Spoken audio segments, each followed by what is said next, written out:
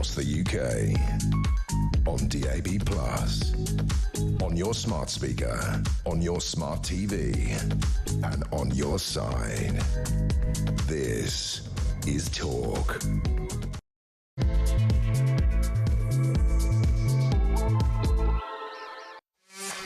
Good afternoon and welcome to Drive Time right here on Talk. I'm Kevin O'Sullivan and I'll be your host for 3 thrilling hours of news, views and topical debate all the way to 7 o'clock. Get on the show, get on the phone and call me on 0344 499 1000 or you can WhatsApp voice note me on the same number and I promise to play your message out. It is Wednesday, February the 11th. Here's what's coming up. Now, in a minute, I'll be joined by Isabel Oakeshott. We need to talk about Keir Starmer. He's about to appoint the very first female to the position of Cabinet Secretary. Given that he's just said he's so proud of his working class cabinet, his working class administration, I think you'll find that Miss Antonia Romeo is not awfully working class. You cannot believe a word this guy says. We're also going to talk about the school stabbing yesterday. The police, once again, they do this every time, don't they? Some maniac with a knife, he's only 13 himself, runs into a Kingsbury school in London, stabs 2 poor kids, both one 13, one 12, shouting Allah Akbar. Scotland Yard send in the counter-terrorism squad, quite rightly. Have they confirmed that this was an Islamic terrorist incident? Oh, no. No such confirmation. And stand by for them to announce, almost certainly, wasn't Islamic terrorism. It was a loner with mental health issues, like they do every single time. Also today, we'll be looking at anti-Semitism. Extraordinarily, after the Manchester synagogue attack, there was a huge spike in anti-Semitic incidents. On that day alone, 40 anti-Semitic incidents were recorded, and that is a record for the year. That's after 2 people were killed by an Islamic maniac at a synagogue in Manchester. Why do we round on Jewish people after Jewish people have been the victims of atrocities? It's extraordinary. We'll talk about that. Also, Jenny Bond, former BBC royal correspondent, will join us to discuss the royal family. They are in serious crisis. They really, really are. The King needs to say more. He needs to say a lot more. Prince William's trip to Saudi Arabia, Riyadh, has been overshadowed seriously by the biggest royal crisis since the death of Diana, when the Queen and her family got it all wrong. And they're getting it all wrong now. They owe us an apology for Andrew. They need to mention Andrew. They need to talk about exactly what has happened, what the allegations are, and they need to express their full sympathy for Jeffrey Epstein's victims. The King needs to say a lot more. So far, this has been a disaster, so much so that people are saying, poor old King, it's time he stepped aside, let William take over the royalty. But seriously, this is an existential crisis. The royal family in serious trouble. Let me know what you think. 0344499 1000. All that and so much more. So don't go anywhere. Stick with me right here, right now on Talk, the home of free speech and common sense. Let's spend Wednesday afternoon together. Let's go straight over to my first guest, Talk's international editor, Isabel Oakeshott. Welcome, Isabel. Good afternoon. And now, yesterday, in a big lurch to the left, our shape-shifting Prime Minister, Keir Starmer, announced that he was so proud of his working-class cabinet, his working-class administration.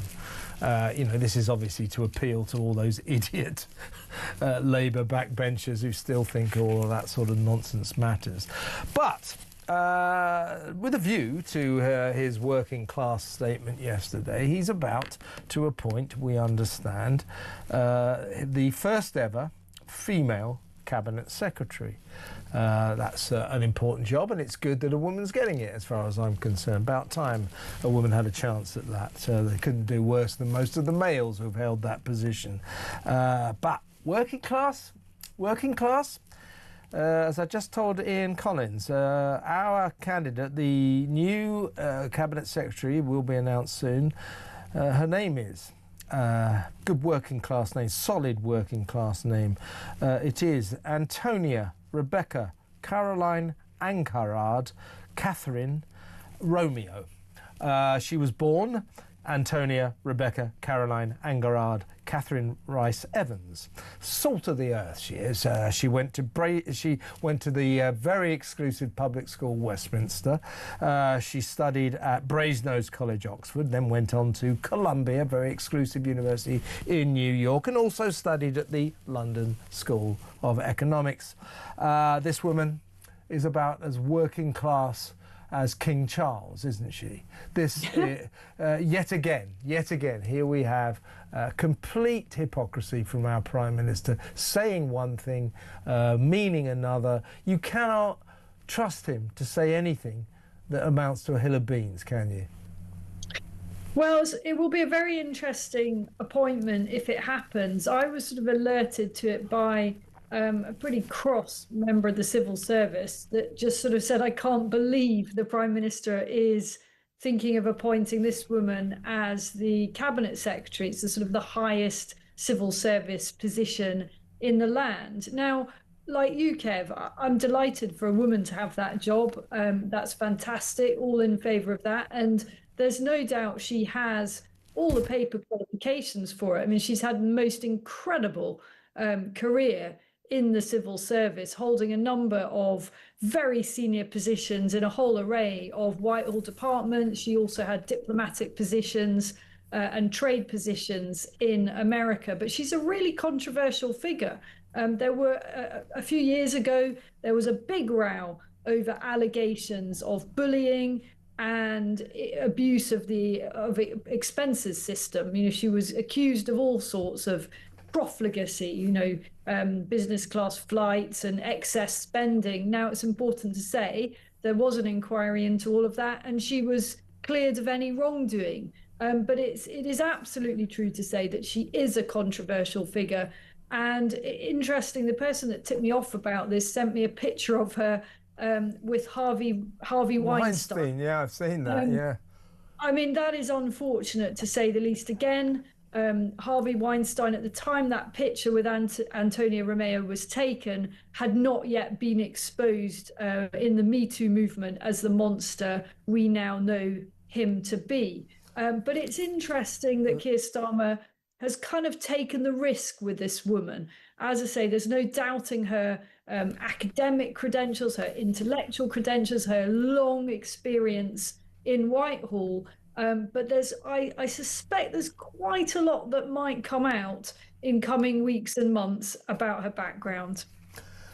Yeah, I mean, but the other thing that strikes me, Isabel, is okay. This is a woman, kind of change of scene, really, for the upper echelons of the civil service.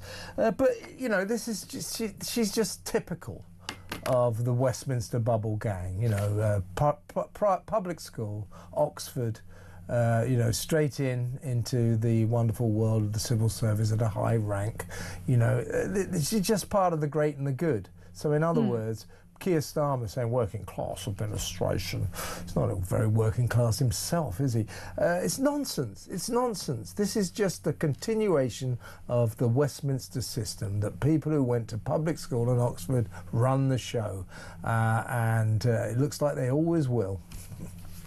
Well, I do think that if Keir Starmer thinks that the way out of the political mess that he's in is to sort of play up class divisions, that is not going to lead him to the sort of success that he's obviously dreaming of. It is so typical and so depressingly reflexive of this socialist administration that has to go on and on about class and, the posh versus the less posh, the working class, blah, blah, blah. I think they've just got to get real about where the country's at on this. Keir Starmer is no longer able to lead a credible administration. He does not have the country behind him. He did come out. Doesn't have his own cabinet behind him, let alone the country. I mean, he put on quite a display at Prime Minister's Questions today. Was actually sort of all G'd up. I don't know what they'd given him to get a bit of spring in his step. But he's sort of realised that he's going to fight another few days or maybe another few weeks. But it's over. It's still over. I don't see any change from that I position. couldn't agree with you more. You know, he is a dead Prime Minister walking. I think he must know it, but I think somehow or other in his fevered mind, he thinks maybe he can turn the oil tanker around. You can't, Keir. It's sinking, and it's sinking fast.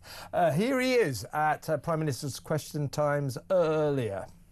Mr. Speaker, I delivered a landslide victory for our government. Only 4 people have ever led the Labour Party to victory in a general election. I'm one of them. And she talks about numbers. Let us remember, Mr. Speaker, 5 Prime Ministers, 7 Chancellors, 8 Home Secretaries, 8 Foreign Secretaries, 16 Housing Secretaries, all completely useless, all failed Britain, and this Prime Minister's clearing up the mess. She comes here every week desperately fighting to save her dying party. I'm fighting to change our country. Interest rates down, inflation down, waiting lists down, child poverty down, and I'll tell you another thing's down, the number of Tory MPs. God, it's pathetic, isn't it? I'm almost beginning, don't get me wrong, I'm not really, but I'm beginning maybe to feel sorry for that poor little man. I mean, you know, give it up, mate. Just go. In the name of God, go. Just completely deluded. Yeah, deluded. somebody said, he tried to say, I've united the country. Yeah, you sure have. You've united the country in hating you, Starmer. It's just a really sad spectacle, isn't it? Yeah, but and also for him to stand there and say he's clearing up the mess of his predecessors. I mean, that is comically bad, isn't it? It's just delusional. How can, after the week that he's had, how can he stand there and look people in the eye and say, I'm clearing up the mess? You are creating a bigger mess than any of us have ever contemplated before. Yes, indeed. And, I mean, as I say, he is just... He's in his own universe, I think. Nobody else believes he's going to last more than about 10 minutes. I mean, he may stagger on till the local elections, but he's gone then. Now, also in PMQs yesterday, this is for you especially because you'll like this, Ayub Khan, the independent MP who campaigned to ban Jewish fans from Birmingham, Jewish football fans, he took a knock at reform. Take a look at this. Is building up right beneath my very nose. It's becoming...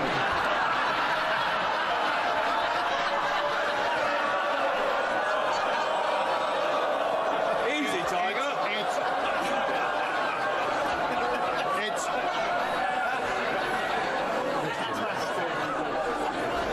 It's becoming a serious problem in Birmingham. Don't they have fun, the kids in the Commons? What ridiculous theatrics. Well, hats off to Richard for taking it in good humour there. I noticed that Nigel Farage and Sarah Pochen and Andrew Rosendale, the other Reform MPs on the Commons benches just in front of that Ayub Khan, looked pretty stony-faced, didn't they? I don't think they were very amused. And in fact...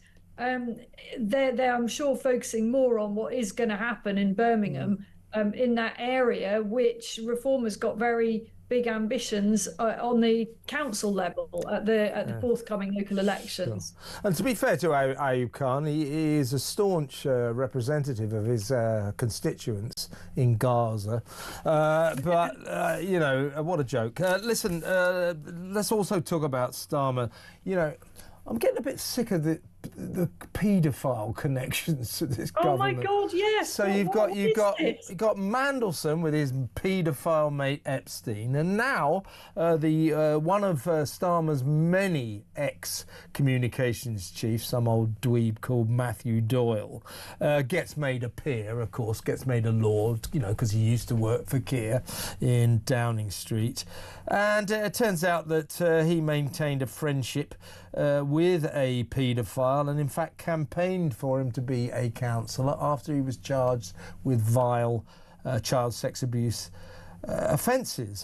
He's been convicted of those offences. So Matthew Doyle's on his way to the Lords.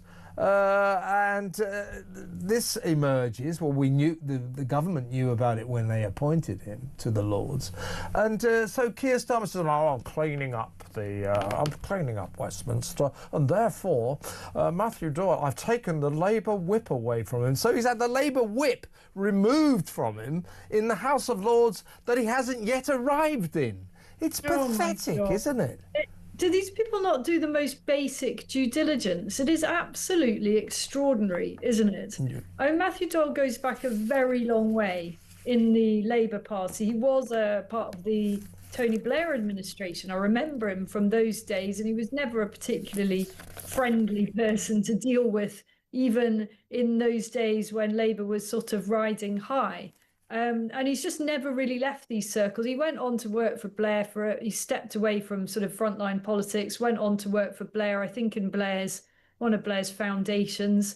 And then here he is again. I don't know, Kev, what's a small matter of being friends and promoting a paedophile between politicians? It seems to be kind of de rigueur. It's ridiculous. Also, Starmer or the Labour machine, Downing Street said, well, the thing is, we appointed Matthew Doyle, we elevated him to the House of Lords, we gave him this peerage, and then we discovered, his link with this paedophile councillor. And it's too late to take, the process. We can't take the peerage away from him. Or Jack Elson, the political editor of The Sun, has established that they absolutely could. They absolutely could if they wanted to. So another disgrace, another seriously dodgy appointment by this Prime Minister who specialises in them. Let me just ask you about this. I think it's very important. There was this terrible incident at Kingsbury School yesterday in London, right? Some 13-year-old maniac with a knife. Apparently he used to attend that school, but there's some just thought that he was expelled or something. He burst into the school brandishing a knife, stabbed two boys, one 13, one 12. Witnesses said he was yelling Allahu Akbar at the time. The Scotland Yard send in, quite rightly, the counter-terrorism squad. This was 24 hours ago. Have they confirmed that this was an Islamic terrorist incident? Oh, no. No. He shouted Allahu Akbar.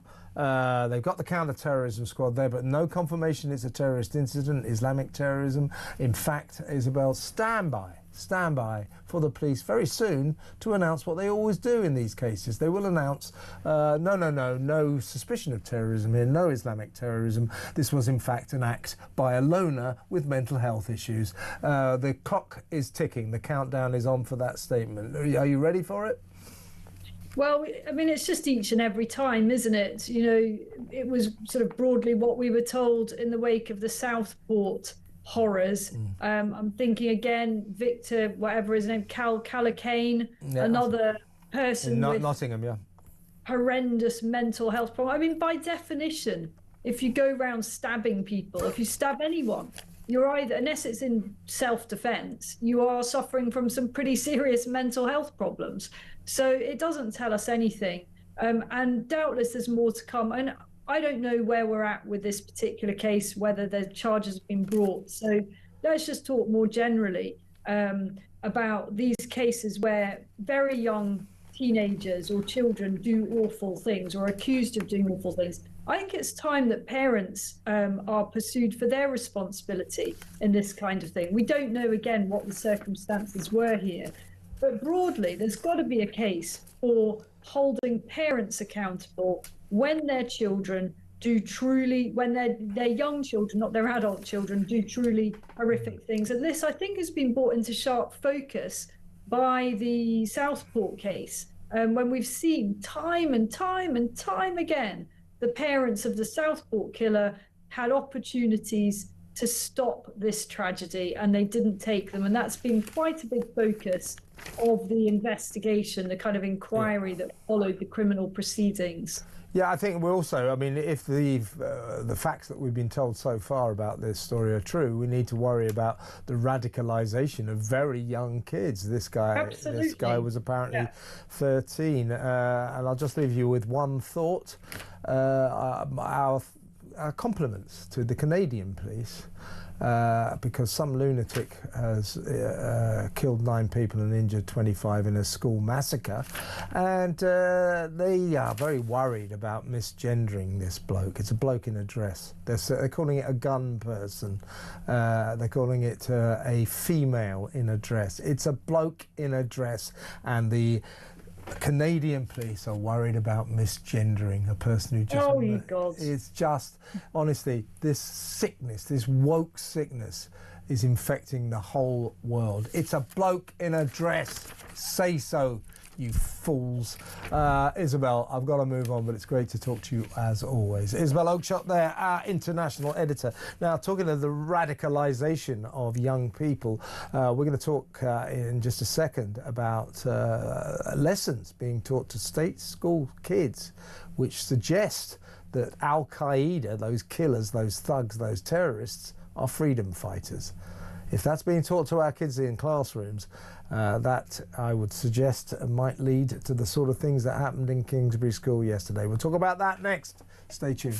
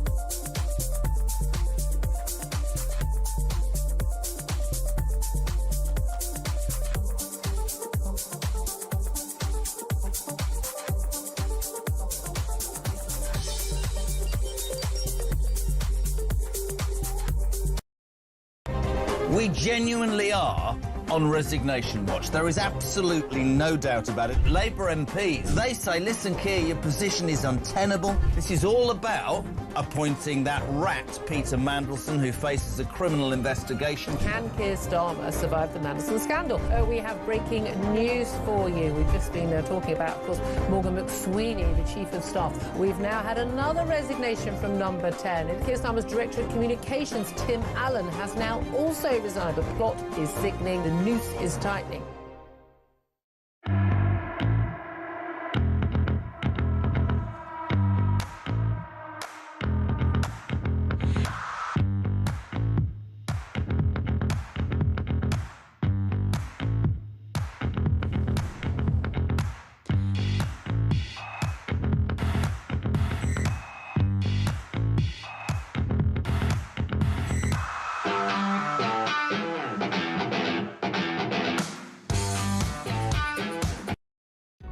Across the UK, on DAB+, on your smart speaker, on your smart TV, and on your side. This is Talk. Welcome back. Now, we've just been discussing what happened in a school in London yesterday. We don't obviously know the details fully. They haven't been verified. But as we understand it, kids witnessed this maniac with a knife, only 13 years old, bursting into this Kingsbury school, shouting Allahu Akbar, and then stabbing a 12-year-old boy and an 11-year-old boy. They're both in very serious conditions. The 12 and 13. The 13-year-old boy was stabbed through the neck. Very serious conditions. So if it's true that he shouted Allahu Akbar, that makes it Islamic terrorism, and it brings into sharp focus the issue of the radicalisation of young people, very young in this instance. Now, with me is political commentator and journalist Ellie Hodges. Welcome, Ellie. And you have uncovered lessons being given to kids of the age of 13, 11 and 12, year 9. And this is teaching them about terrorism. And in these lessons, these are state school lessons, kids are asked, are Al-Qaeda more terrorists or freedom fighters? They suggest an answer. Al-Qaeda can be seen as both terrorists to some and freedom fighters to others. In one way, Al-Qaeda are terrorists. In another, they are freedom fighters. Whether or not you see someone as a terrorist depends on what side you're on. It really is all an opinion. That's not true. It's absolutely ridiculous. And I think that line that you just read out saying, it depends what side you're on if it's terrorism. And it's I'm on Al-Qaeda's side, they're great. And it really is all opinion. It's just completely ridiculous. And as you said, this is for the age groups 11 to 13. So 11 is the first year of secondary school, so you're still extremely young. And to be teaching children this young that terrorism, it's up for debate what it is. And that these people who, so on these slideshows, they talked about 7/7, 9/11, and whilst they did describe, the factual statistics of how many people were died and the effects it left, etc. It's still basically saying to 11 to 13-year-olds, we're going to leave it up to you to decide what a terrorist is. And it's absolutely crazy. I've got a question here. This is state school lessons, kids. Well, you're not kids, but kids in state schools are. When is a terrorist not a terrorist? To an extent, whether or not you see someone as a terrorist depends on what side you're on. So when you see, I don't know, the Manchester bombing, the arena bombing there, all those kids killed and maimed for life, and you look at that and you think, well, was that terrorism or was that freedom fighting? That's what kids are being taught. That's outrageous. It is absolutely ridiculous. And on one of the last slides, with the title, are Al-Qaeda more terrorists or freedom fighters even? Explain your answer. And they give them sentence starters of Al-Qaeda can be seen as both terrorists to some and freedom fighters to others. In one way, Al-Qaeda are terrorists because, however, in another way, they are freedom fighters. Yeah, we know why they're terrorists. So they're leaving it up to 11 to 13-year-olds to decide what a terrorist is. It's insane. And the... Don't you remember that fantastic example of freedom fighting when they flew 2 jets into the Twin Towers in New York? Freedom fighting. It's no awful. suggestion that was terrorism. It's insane. And the website in which these teaching resources are on, so it's TESS, which is the country's biggest website that's used for teachers to get resources from, so people upload different stuff and state schools then use it. And as I said, this is from 11 to 13-year-olds, which is absolutely crazy. And the fact that this is being taught, it is leaving 11 to 13-year-olds to decide what a terrorist is. This is kids right now. A mega challenging task. It's all in this sort of package of lessons being given to kids in state schools as we speak, age of 11, 12, 13. Mega challenging tasks. Why is it so difficult to define what a terrorist is? Explain using examples. It is difficult. And some people, when I first posted this, some people were commenting, oh, but isn't it, teaching students how to debate? But I don't think that this is the same, because I think that this is such a sensitive issue to be teaching to 11-year-olds, and you shouldn't be leaving it up to 11-year-olds to decide what a terrorist is. And I think that they're actually legitimising the argument that these people are freedom fighters when they're clearly not. Yeah, I mean, and they have actually got in this sort of lesson package big pictures of the Twin Towers, exploding on fire, asking kids, what do you see this as? What are the questions? What do you think you know about the events shown in these fences? What do you definitely know? What do you want to know? And so on and so forth, as if you know, there's a debate to be had around the atrocity of the Twin Towers as to whether or not that was terrorism. Yeah. Why is it difficult? Why is it so difficult to define what a terrorist is? It isn't. It's just not. It isn't. I think there is a definition of terrorism, and that's what should be taught. You shouldn't be leaving it up to 11-year-olds to decide what a terrorist is. And this actually came to my attention because a parent of a Year 9 student emailed me and said, I'm so concerned that this is what my kid's being taught at schools. In their school, and I think there's so many people that feel that exact way.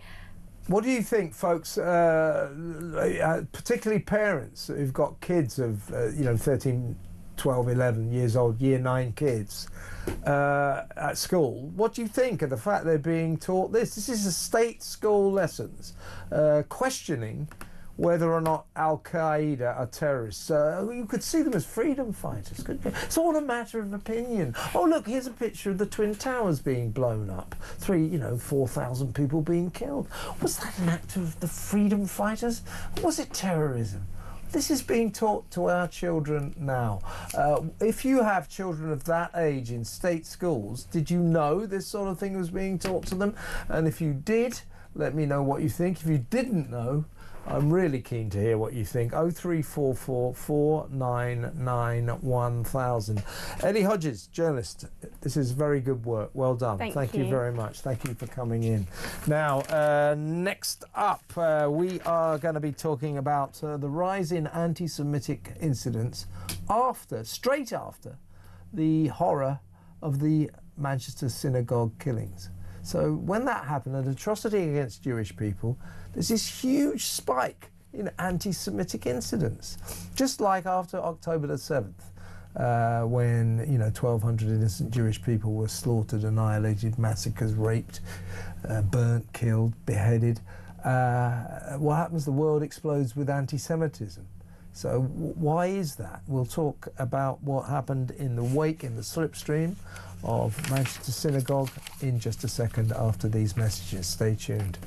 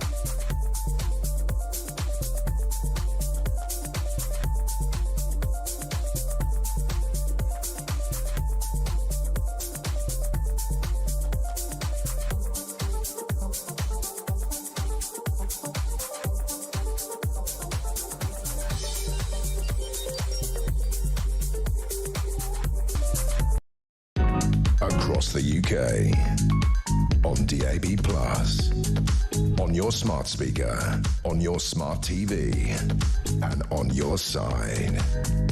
This is Talk. Welcome back. There's a report out today that reveals, extraordinarily in my view, that straight after the Manchester synagogue shooting, the horror in which 2 people died, there was a massive surge of anti-Semitic incidents, 40 on that particular day, the record for the year. So there's this atrocity against Jewish people, and that apparently triggered a load of anti-Semitic incidents. So they see Jewish people being, slaughtered, and they think, well, this is a good opportunity to showcase my hatred of Jews. It's extraordinary. It's just like after October the 7th. Same thing. Let's talk to the Director of Investigations and Enforcement at the Campaign Against Anti-Semitism, Stephen Silverman. Welcome, Stephen. Good afternoon, Kevin. Well, you and I have discussed this before, and I said to you that I still cannot get my head around the fact that after October the 7th, the worst atrocity against Jewish people since the Holocaust, 1,200 people annihilated, massacred, raped, beheaded, burnt alive, there's this huge explosion of anti-Semitism all over the world. I can't understand that chronology. I don't know why that would happen, but here we have it, if you like, in microcosm in Britain. Straight after the Manchester synagogue killings, there was a massive spike in anti-Semitic incidents, 40 on that day alone. So we have the same syndrome. What is it, Stephen, about Jewish people being slaughtered that seems to trigger anti-Semitism? It's extraordinary to me.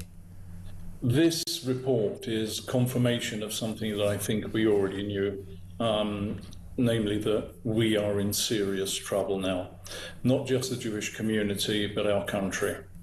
Somehow we have allowed the situation to arise where a vast number of people who are basically decent have become persuaded that the hatred of an entire population of a country and those associated with it is a moral thing, that it is a humanitarian thing. It's not normal. It doesn't happen with the worst regimes in the world. We don't hate all North Koreans. We don't hate all Russians. We don't hate all Iranians. It just doesn't happen. But this has become the cause du jour for so many people who believe themselves to be progressive and deeply moral. And it is inevitable that the rhetoric that underpins this will persuade some to engage in violence and even more outrageous anti-Semitism. This was a report by the Community Security Trust, which monitors Jew hatred and anti-Semitic incidents. And I'm just thinking about poor Melvin Kravitz and Adrian Dolby, who were killed in the attack at the Heaton Park Hebrew Synagogue in the Crumpsall area of Manchester. I'm thinking of them. You know, these poor people who died when that lunatic opened fire. And if you like, the legacy of that tragedy is that it sparked a load of anti-Semitic incidents, as if what happened at the synagogue was a good thing. Let's build on that.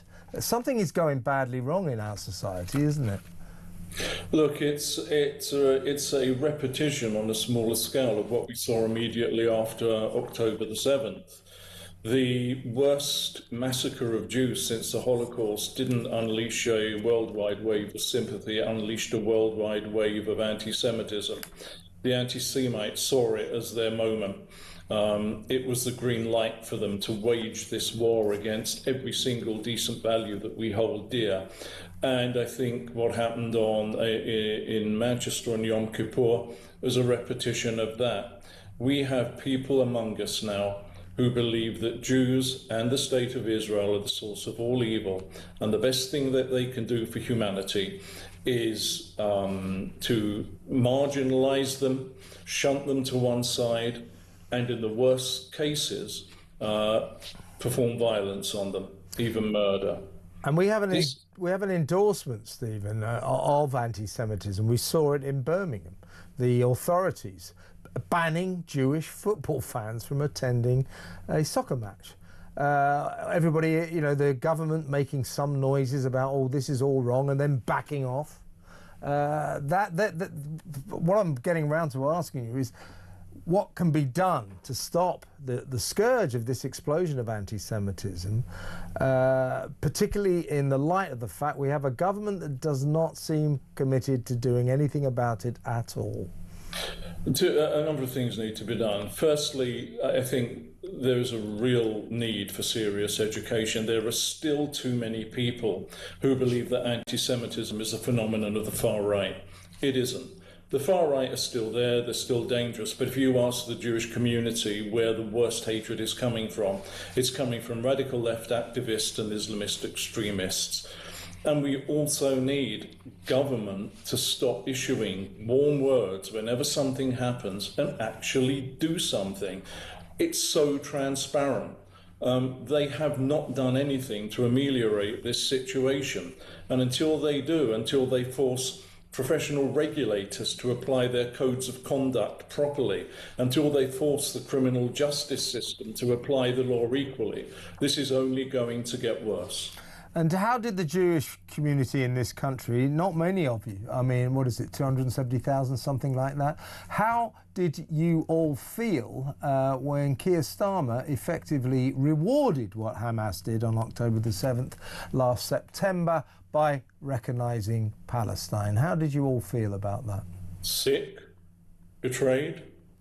It was a reward for the worst case of terrorism against the Jewish people since the Holocaust, and it's achieved nothing. It was a performative gesture, and it just legitimised further hatred against the state of Israel and anybody who refuses to disavow it, which is the vast majority of British Jews. And are you calling, Stephen, for more action by the government to do something about the continuing explosion of anti-Semitism? Because I do not detect any serious commitment to tackling this scourge, this problem, on the part of our kind of Islamic-obsessed government. They're obsessed with the Muslim vote. That's why I think they, deal the Jewish community a bad hand, because they're obsessed with retaining the Muslim vote. More action, some action would be nice. I mean, look at the situation with regard to the Islamic Republican Guard, prescribed in America, now prescribed by the EU. Where are we on it? It was a promise by the Labour Party that in government they would prescribe it. There's no sign of it, and despite now being the stragglers, there's still no sign of it. The IRGC is one of the chief promulgators of anti-Semitism in this country, and they are still at liberty to carry on doing it. The promises of this government and previous governments have been absolutely useless. We need some real, robust action to back up the rhetoric we've heard, because without the action, the rhetoric is just pointless and they might as well save their breath. Stephen, thank you so much for talking to me, and keep up the good work. Don't give up. Thank you so much. Stephen Silverman there, Director of Investigations and Enforcement at the Campaign Against Anti-Semitism. Tell me what you think about that. That's a disgrace. 2 Jewish people are slaughtered in the Manchester synagogue atrocity. And what happens? There's an enormous spike in anti-Semitic incidents. So we see these horrors committed against Jewish people, and a certain section of our society, our community in Britain, seem to see it as an opportunity to get stuck in, to get a bit of Jew hatred out of their system. Unbelievable, unbelievable. 0344 499 1000. When we come back, we need to talk about the royal family. They are in a massive crisis. I suggest the biggest crisis since the death of Diana, when they handled that so badly, and the people of this country rebelled against them. They really were fed up with the royals then, and I think they're fed up with them now, because they are not handling the Andrew Mountbatten-Windsor situation at all well. We are going to talk to former BBC royal correspondent Jenny Bond, so stick around, folks.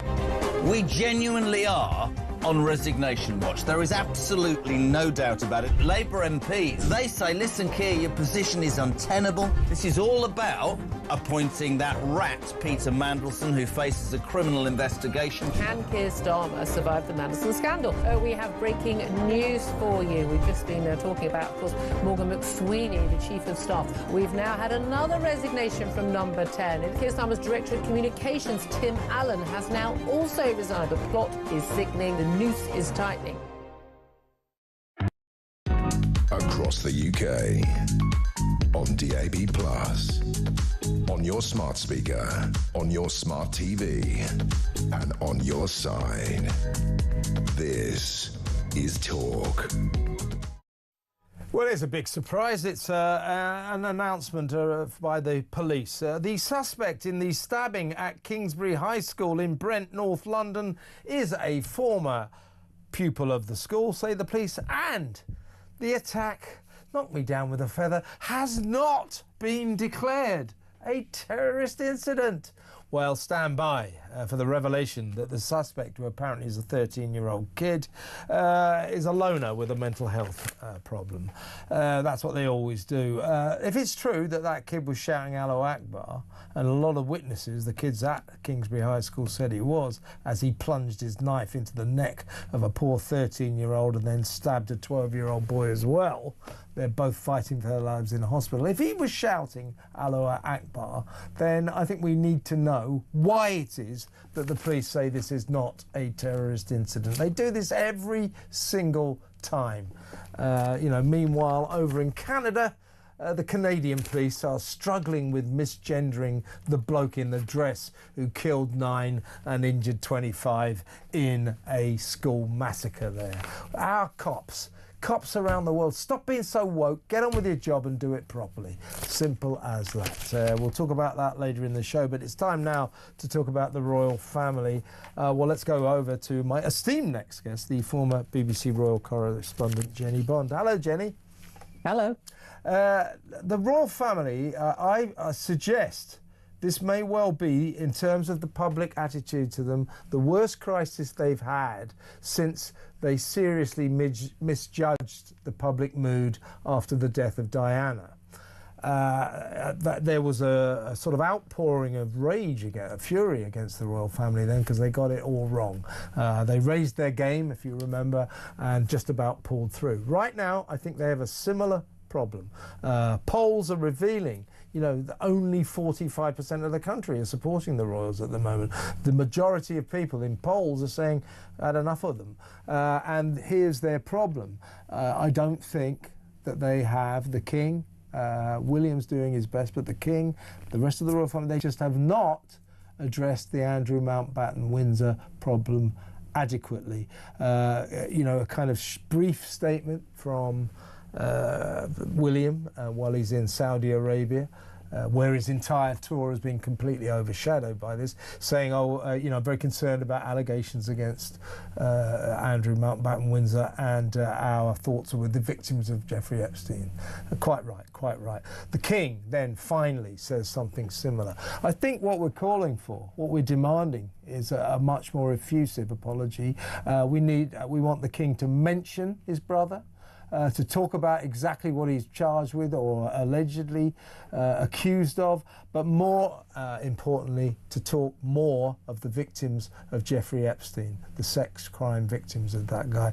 The royal family hitherto have been very slow on the uptake with this, and they have not been dynamic enough in this situation.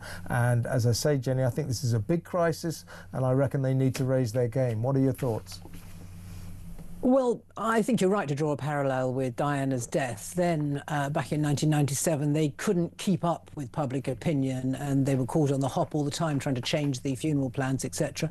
And similarly now, I think they are being caught on the hop. They can't catch a break. They can't get ahead of this story. One reason for that is that they are seeing the release of the Epstein emails at the same time as the rest of us, so they don't know what's coming.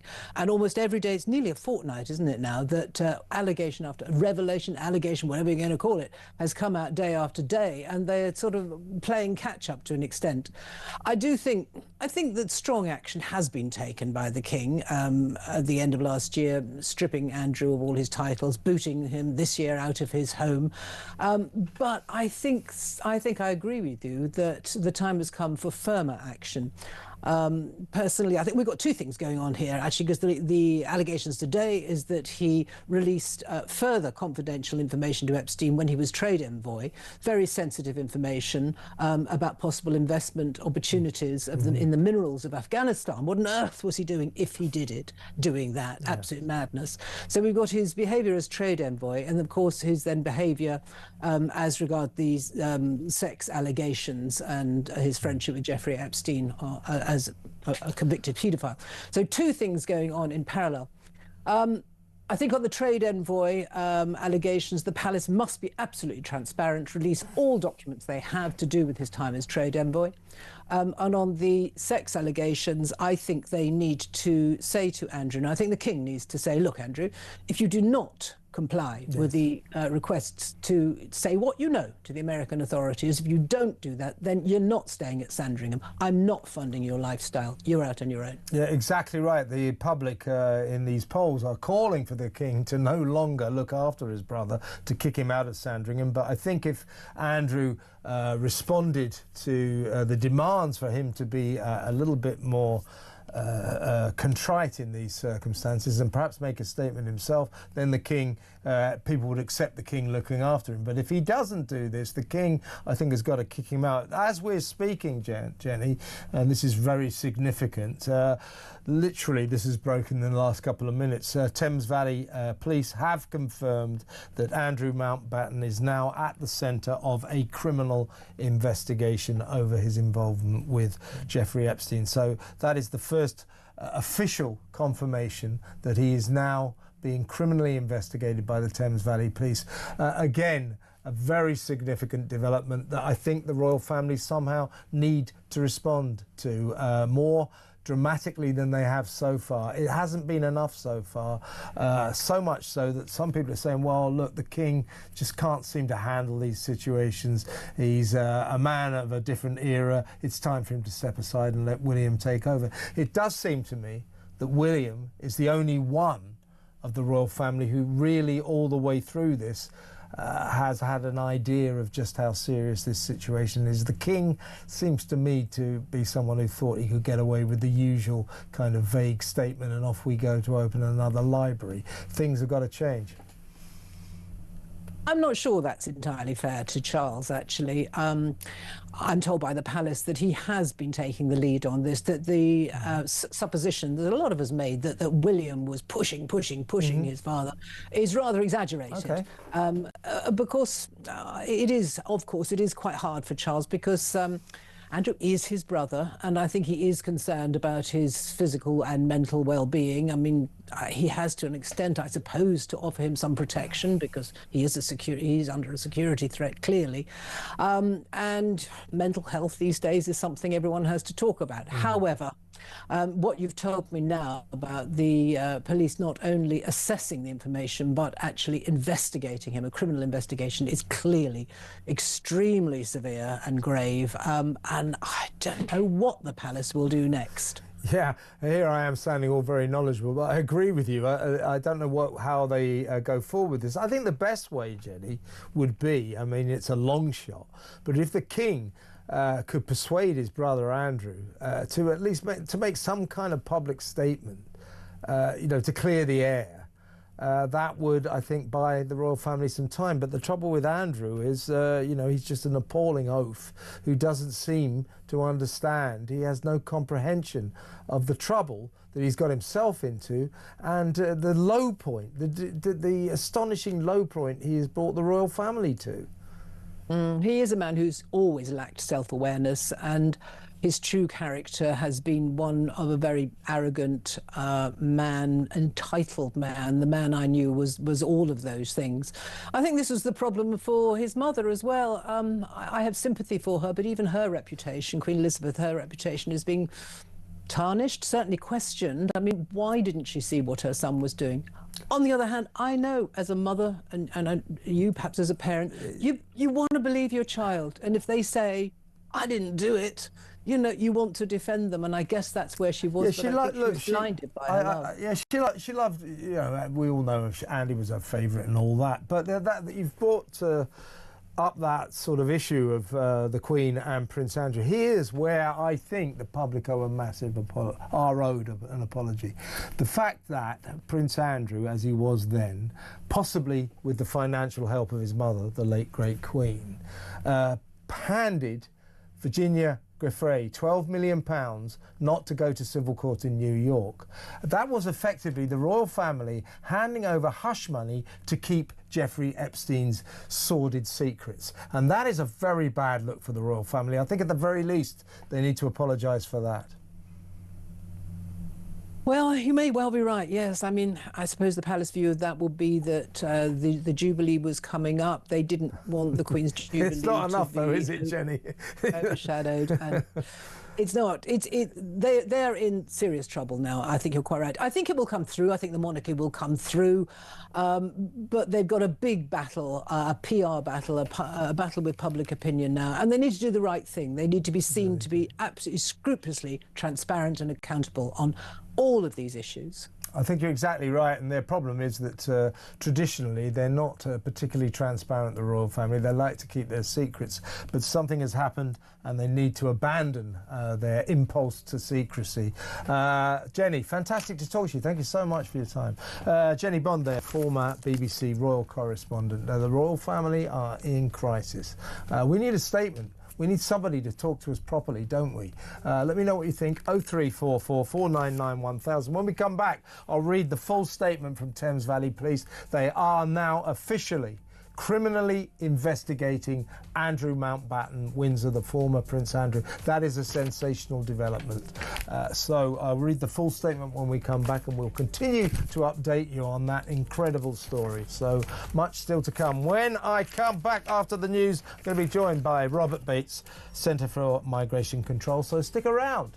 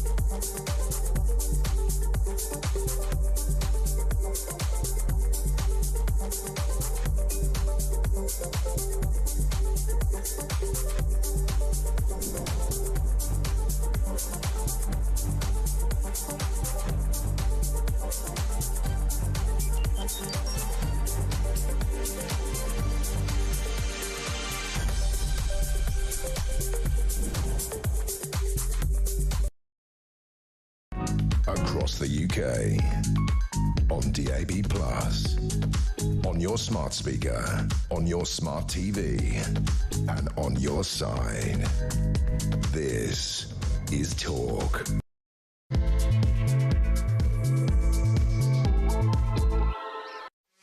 Welcome back. Robert Bates from the Centre for Migration Control, the research director there, is in the studio. Welcome, Robert. Thank you for having me. We've got a migrant crisis story to discuss, but there's also several other major stories we need to go through, and top among them, this has just broken, and I'm going to read the full statement. I was talking to Jenny Bond just before the news, as you know, and as I was speaking to her, literally, this was released by the Thames Valley Police. The essential headline is Andrew Mountbatten Windsor is now being probed by criminal prosecutors over his involvement with Jeffrey Epstein. Thames Valley Police Assistant Chief Constable Oliver Wright said, "We can confirm today that Thames Valley Police is leading the ongoing assessment of allegations relating to misconduct in public office. This specifically relates to documents within the United States Department of Justice Epstein's files. As part of the assessment, we have engaged in discussions with specialist Crown prosecutors from the CPS. We will provide updates as and when they are available, but at this stage it would be inappropriate to discuss further specifics of this work." In other words, he's now being criminally investigated by the police. This is the King's brother, the former Prince Andrew. This is massive.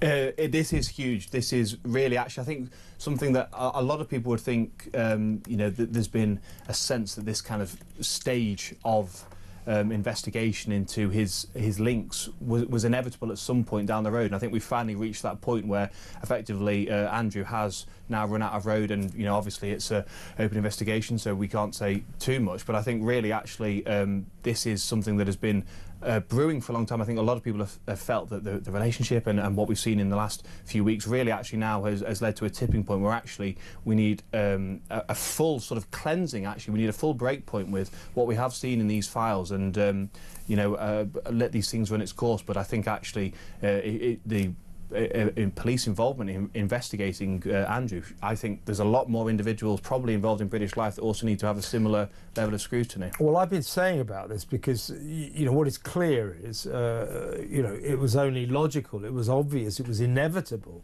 that Andrew would end up being criminally investigated, because the evidence against him comes from the Epstein files, and that evidence, you know, which needs to be verified, of course, but if it's true, that's exactly the same as the Mandelson saga.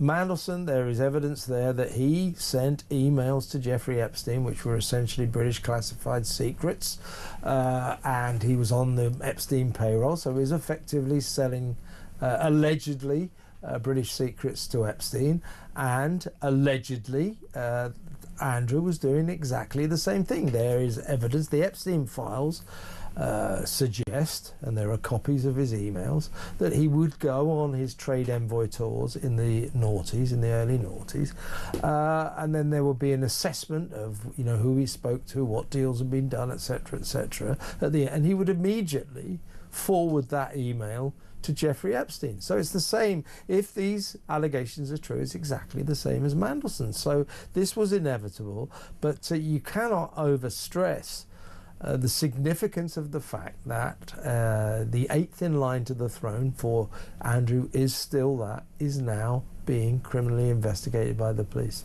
Yeah, and that in and of itself is, of course, a huge news story. But I do think when you combine the sort of Andrew situation with the Mandelson situation, there is just now a general pattern that does seem to be emerging of individuals that have been tasked with discharging duties on behalf of Great Britain, abusing that situation, not pursuing the national interest, and actually just using it for their own personal aggrandisement. And I think really, actually, this is a huge revelation in terms of just the contempt with which actually the country seems to be treated as a toy and a means to an end for individuals that don't really care actually about sort of, you know, doing a good job for the country or advancing the policy agenda of the government in charge, but actually just using it to whether it allegedly be lacing their own pocket or actually advancing their own sort of personal interests and their own social networks. And I think that really is actually the most despicable part of generally how this conversation should be going, as people are doing it for their own good rather than for the country. Look, I mean, I keep saying or characterising what's going on now with the investigation, criminal investigation of Mandelson, whose tentacles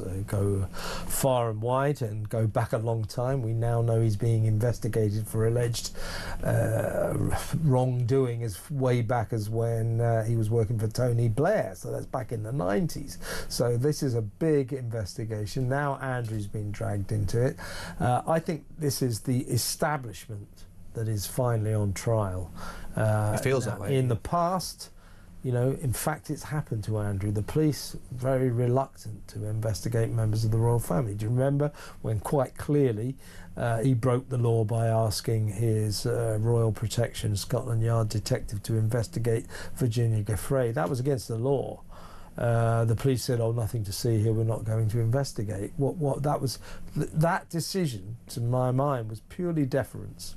Yeah, well, I think hopefully now, actually, that, you know, this idea of there being sacred dragons has been slayed now. No one is off limits when it comes to actually making sure that our democracy, which is frankly stagnating, is now actually, we attempt to rejuvenate it by dealing with some of these long-standing cronyisms, networks, sort of sordid affairs and so forth, and just have complete transparency. And I think the fact that, as you say, eighth in line to the throne now is being actually subjected to the justice system of this country is a huge threshold, actually. And the hope would be that going forward, actually, now we've crossed this Rubicon, going forward we can have a lot more clean-cut politics and public life from the establishment, which actually now really has to reckon with what it has been doing over the last 20, 30 years.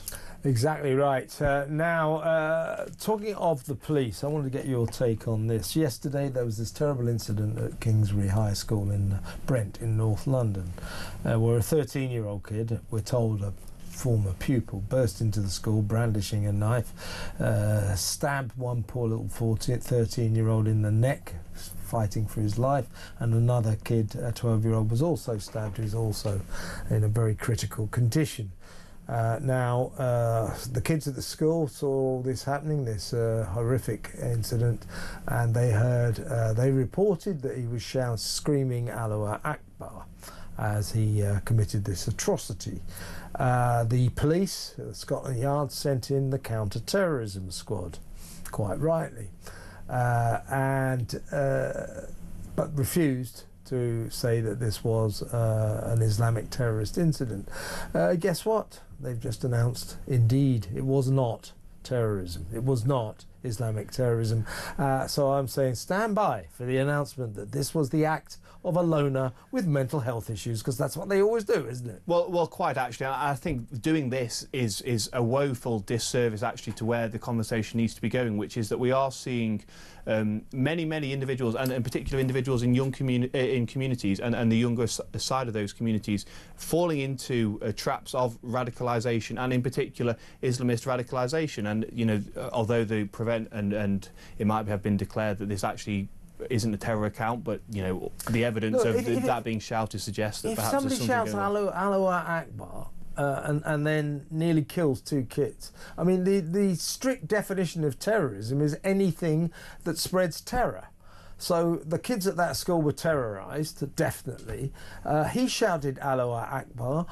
The cops sent down the counter-terrorism squad, and sure as night follows day, they couldn't wait to tell us it wasn't Islamic terrorism. They do it every time. It does feel gaslighting at this point. I mean, the evidence we've got, you know, the terror, as you say, being struck into the school kids, and the proclamation of a very, very overt Islamist phrase such as that. Really, you put the two together, and what have you got? You have got something that is quite clearly a terrorist incident. Unfortunately, actually, again, this is just goes back to the malaise that we do see and this discomfort that we see from establishment bodies, which is they don't want to actually address and describe what is going on, but they see their first and foremost priority is managing community relations. And I strongly reckon that the reason why they've come to this conclusion is because they don't want to excite concern about what actually the real cause behind this is, and have therefore a conversation developing as a result of this about actually what we are seeing in many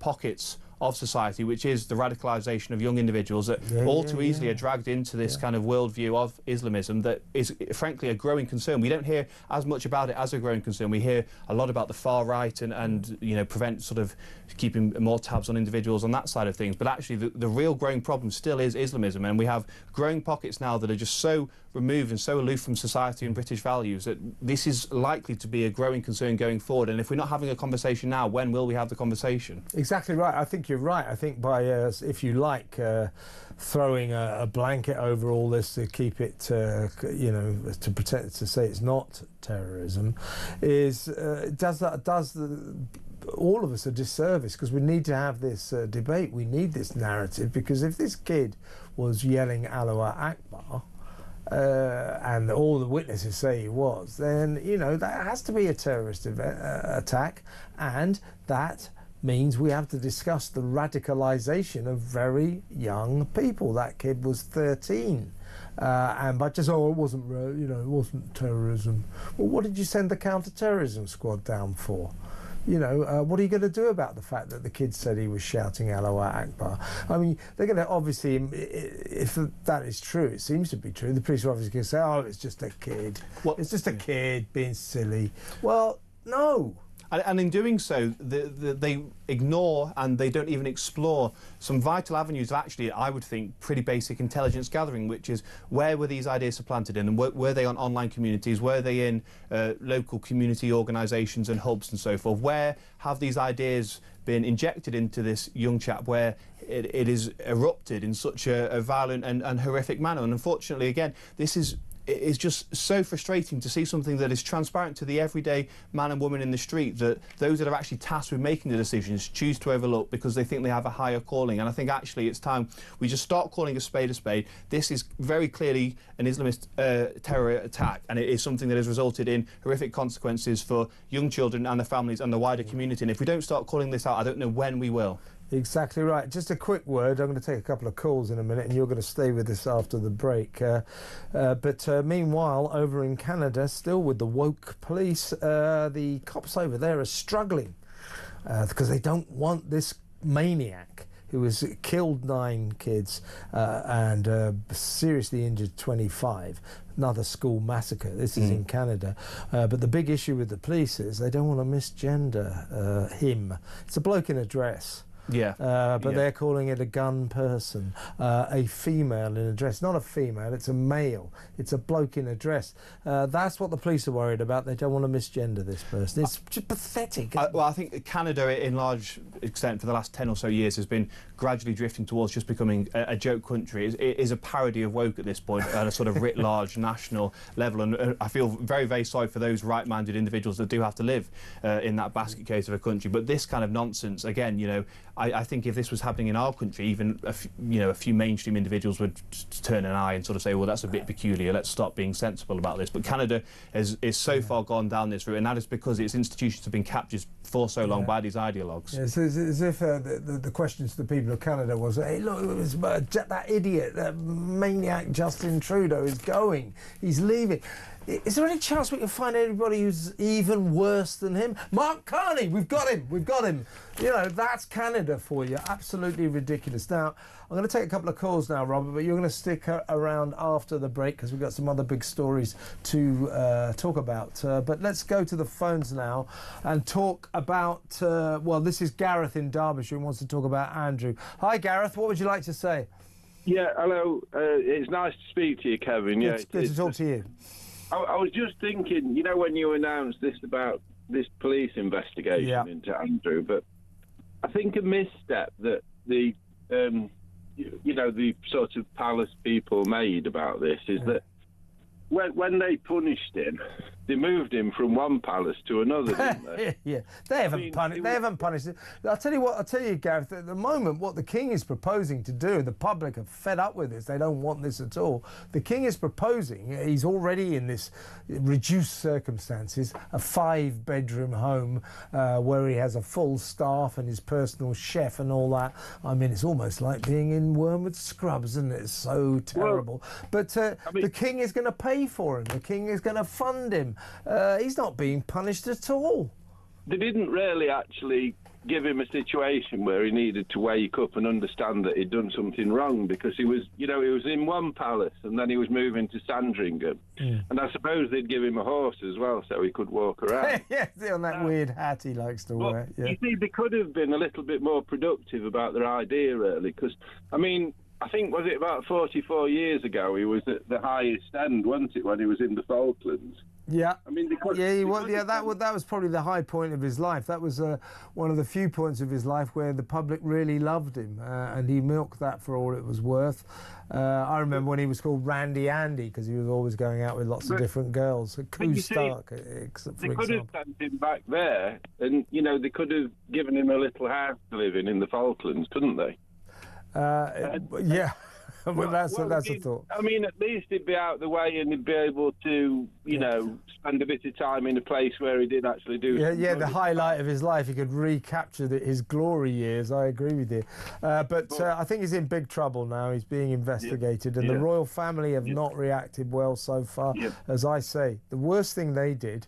We understand the Queen helped him with the money, but Andrew handing Virginia Giuffre 12 million quid not to go to civil court in New York amounted to the royal family handing over hush money to keep Jeffrey Epstein's sex secrets. That is not a good look, and the King had better apologise for that, don't you think? Yeah, and if you remember Napoleon, they sent him to Sant'Elena, so, I mean, they could even send him there, but I mean, Falklands would be better. We could send him to the Falklands, but I'm not sure it's far enough away, Gareth. It might be too late now. I mean, how about Antarctica? Let's send him there, but don't give him don't give him a duffel coat. Gareth, good to talk to you. Thank you so much. Excellent call, Gareth in Derbyshire. Let's talk to Matt in Cheshire. Hello, Matt. You want to talk about working class Keir Starmer? What would you like to say? Afternoon, Kev. Nobody working class says working class. Yeah, you're right. You're right. As in arse, Speaking that way, see, that accent suggests he was a middle class boy, desperate to seem posher than he was when he was younger. So he's obviously, like a lot of people in the Labour Party, got an inherent inferiority complex. You're right. He's middle class, isn't he, Keir Starmer? He definitely is. I mean, but who cares? It's only Labour politicians who tie themselves up in knots about this claptrap. Anyway, you'll like this, Matt, in terms of the working class administration that Keir Starmer is suddenly so proud of. He's about to appoint the first ever female Cabinet Secretary. Good. I like that idea. About time a woman got that job. Here she is, very, very working class. Her name is Antonia Rebecca Caroline Angerard Catherine Romeo. She used to be called Antonia Rebecca Caroline Angerard Catherine Rice Evans. She went to Westminster private school, very exclusive public school. She went to Brasenose College, Oxford. She went to Columbia University in New York. She went to the London School of Economics. Salt of the earth, eh, Matt? That's working class. Antonia, very working class name. There she is meeting the King. Yeah, where there's muck, there's brass. I mean, at the end of the day, Kev, Labour is littered with people who were so desperate to be rich and successful and to be able to hobnob in circles that they never could achieve through business or through talent. And politics was the only way they would ever get into those circles. And Keir Starmer is the leader-in-chief of those talentless people who are now in those circles. They just constantly humiliate themselves and they humiliate the working class. And finally, Kev, even if Keir Starmer was genuinely working class, the working class would hate him even more because then he'd be a traitor. Yeah. Well, you're so right. I mean, the working class, proper working class people don't go around talking about being working class. And I don't give a damn if his cabinet is working class, upper class, middle class or aristocrats. What I want is for them to be good at their jobs. They may be working class, I don't know, but they're no bloody good. We know that. Matt, great to talk to you. Thanks, mate. Matt in Cheshire. Let me me know what you think about all this. Andrew is now under criminal investigation. 03444991000. I'm still with Robert Bates from the Centre for Migration Control.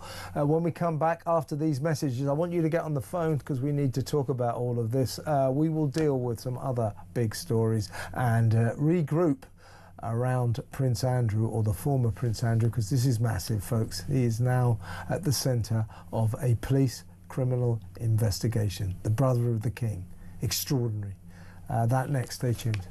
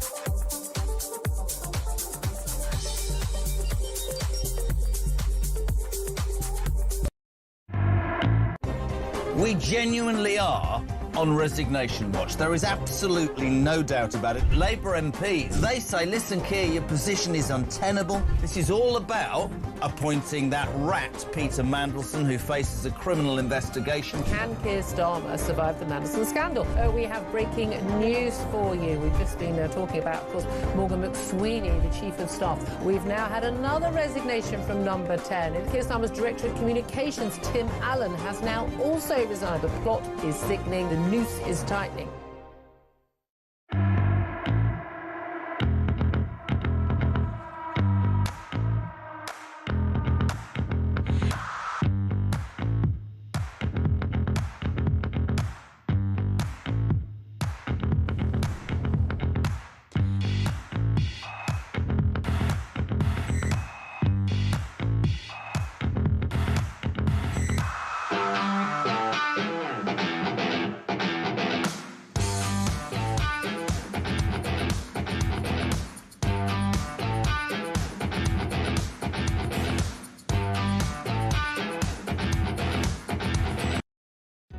Across the UK, on DAB+, on your smart speaker, on your smart TV, and on your side. This is Talk. Welcome back. Still with Robert Bates from the Centre for Migration Control, and this is a story about our migrant crisis, our ongoing migrant crisis, almost quietly and unnoticed on Sunday and Monday. On Sunday, 219 migrants came across the channel illegally, 322 on Monday. That's because there was a little break in the bad weather. Apparently the bad weather has returned today, so there's no one coming. As soon as the weather's all right, it's the only reason they come across in their hundreds. So there's no deterrent by the government. It's just meteorology that stops these migrants coming across. Anyway, 16 migrants, I'm not sure what the outcome of this was, but 16 migrants today mounted a High Court challenge against being returned to France over the inaccurately named one-in, one-out scheme. Meanwhile, as I say, our foreign friends have been pouring across the channel again. So that's a reminder of this government's alleged deterrent, the one-in, one-out. I believe that the score is something like Yeah, 300 and something from them, and 280. Yeah. We're losing. Down anyway. We're way down on it. It's no deterrent at all. These people are challenging it in their high court today. I mean, this ongoing migrant crisis, is a crisis, an escalating crisis. We've got 100,000 asylum seekers in hotels or around the country. We all know about those problems. It is an utter chaotic mess that this government prefers to stick its fingers in its ears, shut its eyes and pretend isn't happening. Well, I think these 16 individuals launching a really, really spurious appeal is just a perfect example of the problem, which is just we extend far too largesse to these individuals. We give them far too many rights of appeal and judicial review, and to make endless sort of claims under human rights law or modern slavery laws. The simple fact of the matter is, if the British government has decided that you are being removed from the country and you have no right to be here, that should be it. That should be matter closed. You are going to wherever we choose to send you, whether it be France, whether it be a third country, or whether we are returning you to a country of origin. And the Home Secretary's statement in relation to this challenge was kind of like, oh, these are teething problems. These are the kind of things that we're trying to iron out. But it seems like they don't actually have an understanding of why the system is in the way it is. What is causing these problems? There's been no conversation about what we need to do to overhaul the modern slavery laws that Theresa May chose to stick on our statute books. Yet another gift we got from that Prime Minister. And I think effectively, actually, this is now a Home Secretary who is learning on the job. She doesn't have a clue what she really is doing. And I've worrying procession of statements. She's no good either, is she? No, and I don't know why she's being talked up in the manner that she is, because, she select committee appearance last week, she struggled with basic statistics, struggled to sort of understand what the pull factors are, what the push factors are, and so forth, and really actually just seems to be a sort of middle manager learning on the job in a very high profile and the single most important role in the government. Yeah, she's no good. She doesn't want to leave the ECHR. When she was a backbench MP, she used to go to the Greek islands to hand out food parcels to the poor asylum seekers pouring in illegally from the Middle East. So her heart is just not in the right place. She's just the latest in a long line of completely useless Home Secretaries, Tory and Labour, who don't know what the hell to do about the migrant crisis. What you got to do, Shabana, is this: leave the European Convention on Human Rights. You don't want to, therefore you can never solve the migrant crisis. Big story breaking right now, Robert.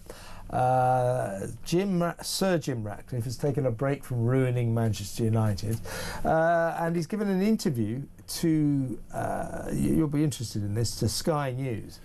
He says that Britain has been colonised by immigrants who are draining resources from the state. He's told Sky News, you can't have an economy with 9 million people on benefits and huge levels of immigrants coming in. I mean, the UK has been colonised and it's costing too much money. The UK has been colonised by immigrants, really, hasn't it? He went on to say, I mean, the population of the UK was 58 million in 2020. It is now 70 million. That's 12 million more people.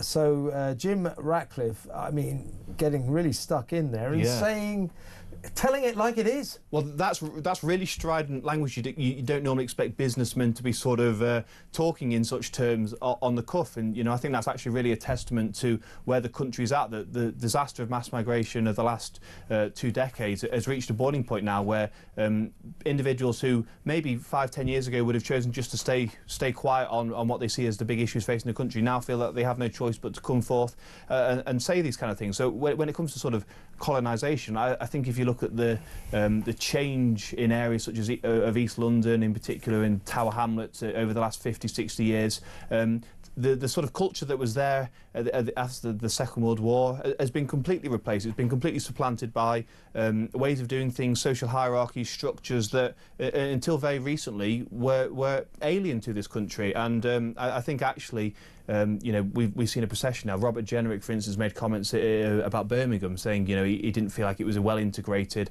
place. And this is actually what is happening. The immigration that we've seen over the last 10 years hasn't been done with the basis of assimilation. It hasn't been done even with the basis of the watered-down version of integration. It has been done on the basis of multiculturalism, which allows individuals to arrive in this country and then start espousing their own values, their own customs, their own culture at the expense, really, of those individuals who live in those areas that have been moved into. And I think, unfortunately, actually, this has left many British people feeling socially isolated. It's left them feeling very resentful. It's left people actually just feeling that they never consented to this. The change that has been imposed on them has no democratic mandate. And it would be very interesting to see actually if, because this is a really stark comment actually, whether any other individual now sees this as a sort of opening the floodgates for them to come out and make similar proclamations. Absolutely. It's an extraordinary statement from Sir Jim Ratcliffe. So, of course, he's the founder of the Ineos Chemicals Group, part owner of Man United. He used to be counted, I don't know what his actual status is right now, but he used to be always called the richest man in Britain. He's certainly one of the richest and most influential men in this country. He is saying the UK, let me know what you think, folks. Do you agree with Sir Jim Ratcliffe, or do you disagree with him when he says, he's just told Sky News this literally in the past few minutes, the UK has been colonised by immigrants. He went on to say you cannot have an economy with 9 million people on benefits and huge levels of immigrants coming in. I mean, the UK has been colonised and it's costing too much money. So he's saying we've been colonised by immigrants and that is draining our resources. What do you think? Have we been colonised by migrants? Is it ruining our economy? 9 million people on benefits, many of them migrants. Let me know, have we been colonised by migrants and is it costing us too much? 0344 499 1000. Yeah, extraordinary statement from Sir Jim. I've never seen anyone that sort of is in the fiscal or in the business world come out and say such a thing, apart from obviously Elon Musk. And I think this is actually really an exciting thing because, if we can start getting individuals with this much power and sort of untouchable coming out and calling a spade, then only good things can happen to the national conversation. Yeah, and of course Sir Jim can stand by for the usual suspects, the Guardian reader and the lefties, to call him a racist for this statement. Yeah, but they call anyone racist. Yeah, I mean that is the thing. There will be the usual suspects will come out and say Sir Jim Ratcliffe is a racist or he's just made racist statements, because that's what they do. They want to shut down intelligent debate about this growing crisis by crying racist. They always do it, don't they? And doing so, they've actually lost what used to be one of their most powerful weapons. People used to cower away from actually talking about uncomfortable subjects for the very fear of being called racist, but they've played the card one too many times, and now actually I can't even imagine this was a consideration for his press office, the fear of the Guardian coming out with a statement against him, because frankly no one's listening to them anymore. They are irrelevant. Their time's been and gone, and this suggests very comfortably we are moving towards another direction. Well, I could explain this when I was in the pub, but I'll try and do it diplomatically. I guess if you're Britain's richest man, you've got F off money, so does he really care? But seriously, I want to hear from you. Sir Jim Ratcliffe, our richest man and one of the most influential, says that this country, Britain, has been colonised by immigrants and they are costing us too much money because we have 9 people on benefits and huge levels of immigrants coming in. Do you agree with him? Or do you disagree with him? 0344 499 1000. We're going to take some calls next, so get on the blower about that. It's good to talk on Talk. 0344 499 1000. Big thanks to Robert Bates from the Centre for Migration Control, the Research Director there. Thanks for coming in, Robert. So get on the phone, call me. We'll have a chat after this break.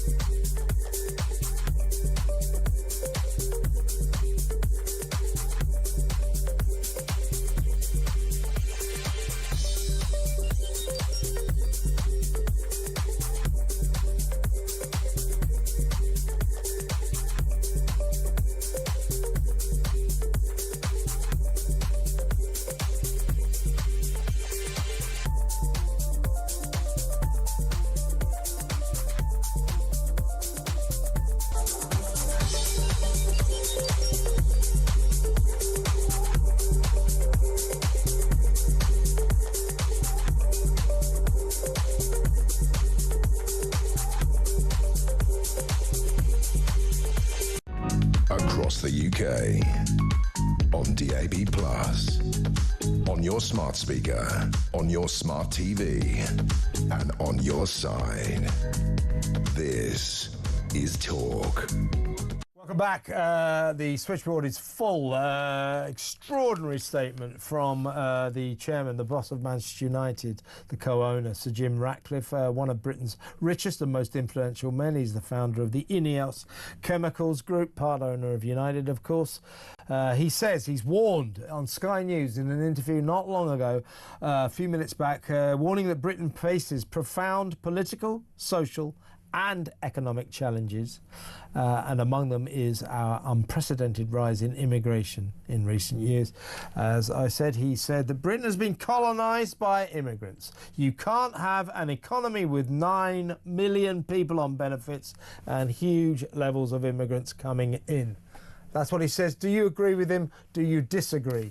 0344 499 1000. Have we been colonised by migrants, and are they costing us way too much money and therefore ruining our economy? 0344 499 1000. Let's go to Carol in Manchester. Carol, do you agree or disagree with Sir Jim? I definitely agree with him, and yeah, definitely agree with him. I just watched it and I just thought to myself, my God, you know, thank you, because the majority of people, you know, like, and I know we hear that, the majority of people, but where I live anyway, the majority of people have been agreeing with this for ever so long. And I'd love to see anybody like Labour, you know, like getting him arrested, putting him in jail, putting him whatever. I'd love to see that. You know, like, we've been, you know, like, people have had no voice.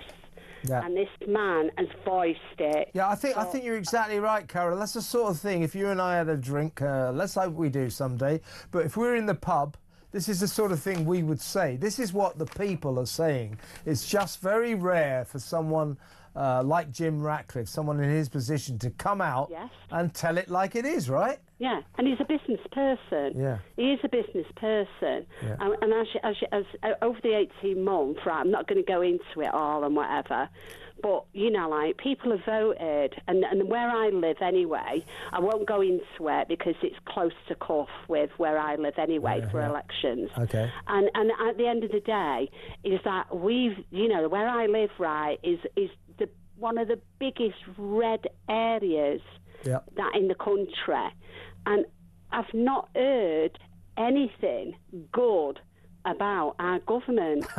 You know, I know, you're so right. You're so right. But somebody said this morning, you know, Keir Starmer said his mission is to unite the country, and somebody said, my God! Somebody you know, said, like, no, somebody said, Carol, said, oh, well, he has united the country. We're all united in our hatred of him.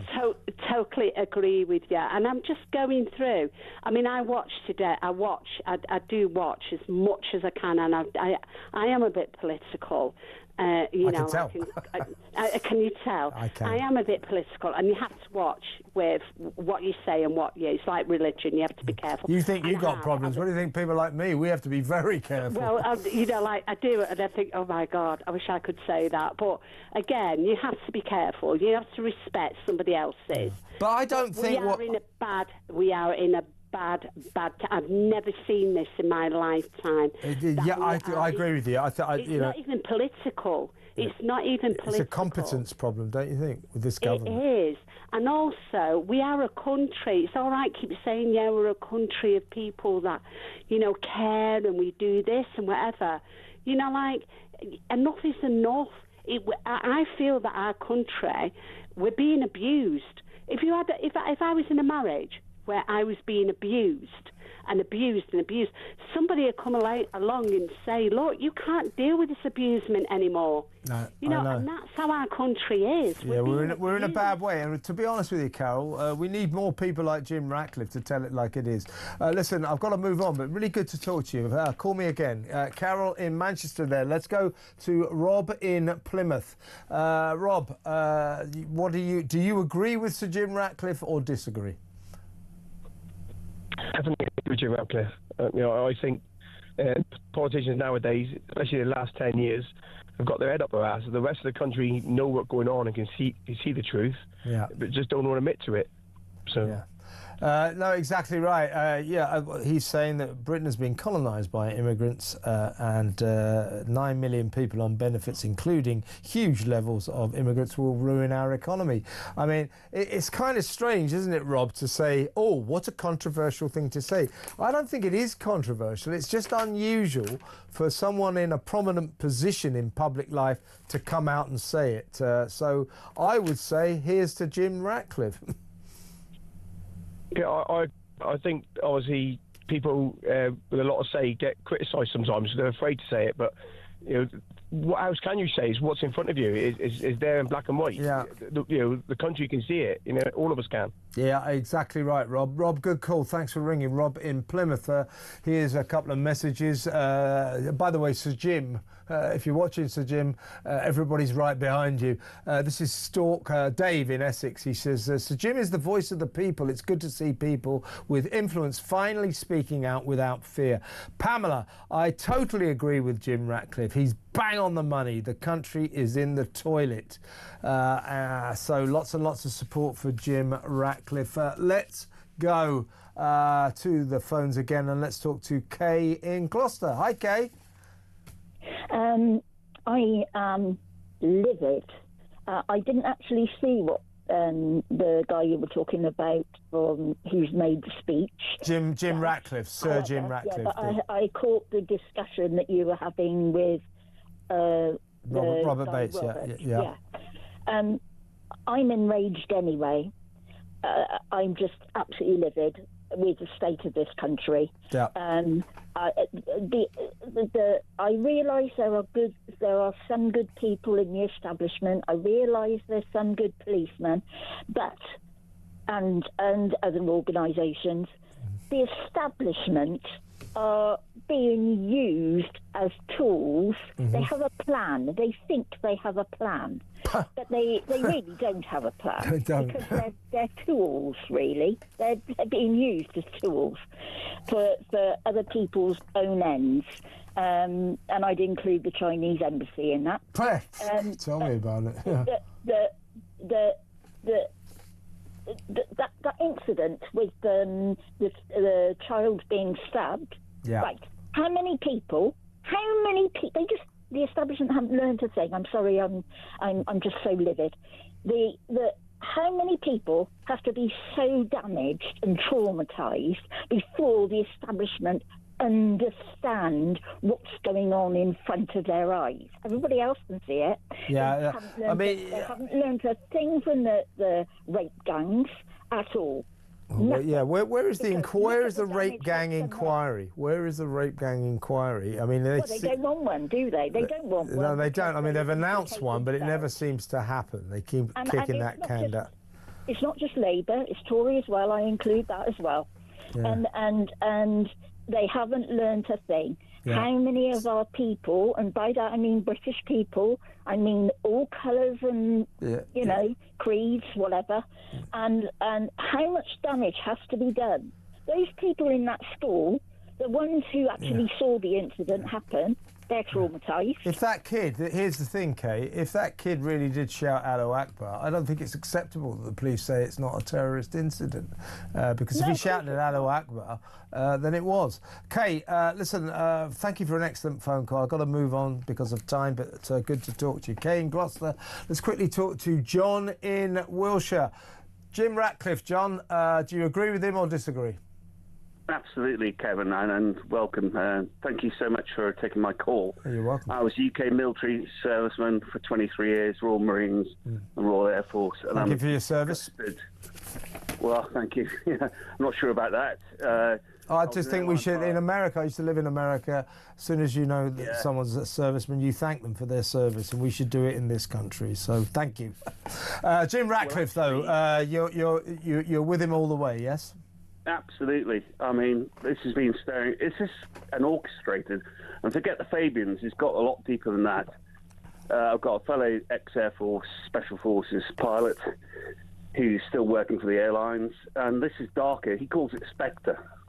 There's something going on.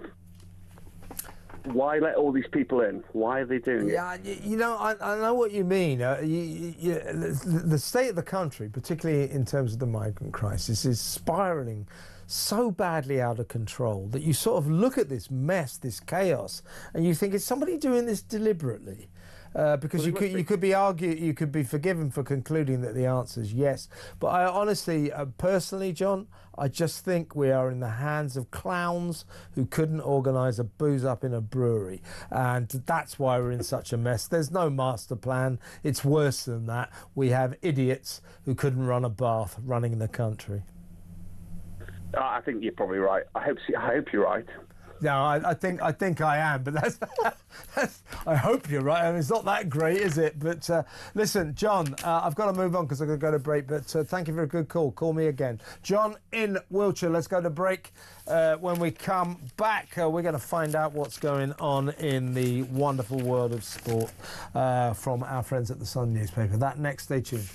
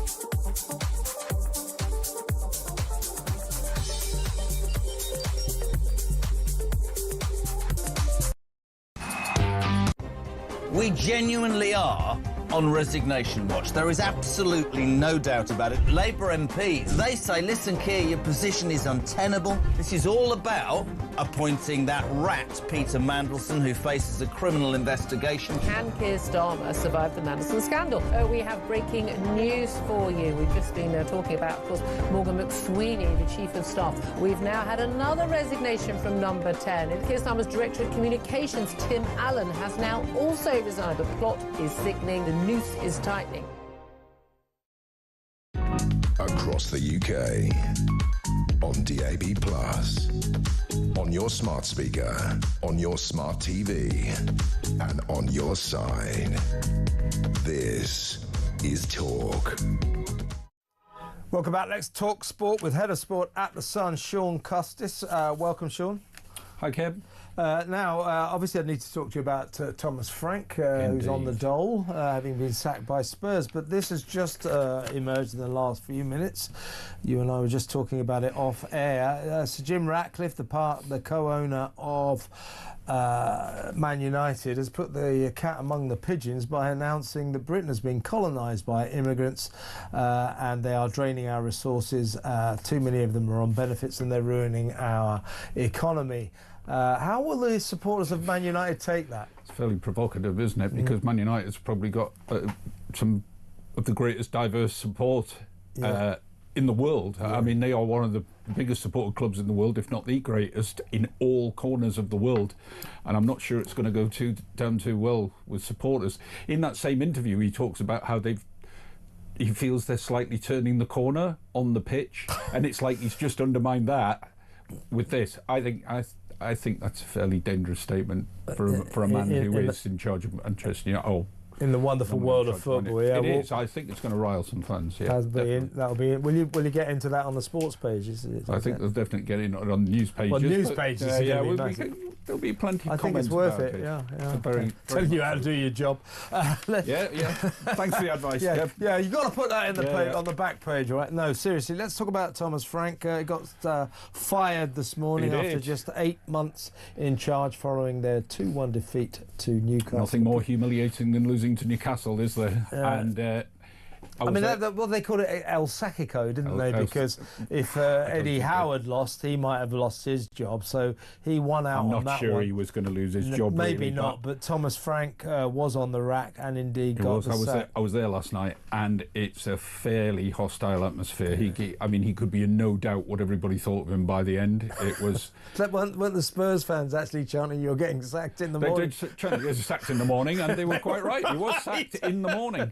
It's very prophetic. I hadn't quite realised, I don't think, the depth of, I'd say, hatred towards him, to be honest. It was pretty nasty by the end. And, you know, there's now this tradition of managers coming onto the pitch at the end of the game along with all the subs and everything. Didn't used to happen years ago, but now they come onto the pitch and the fans would just tell them to get off the pitch.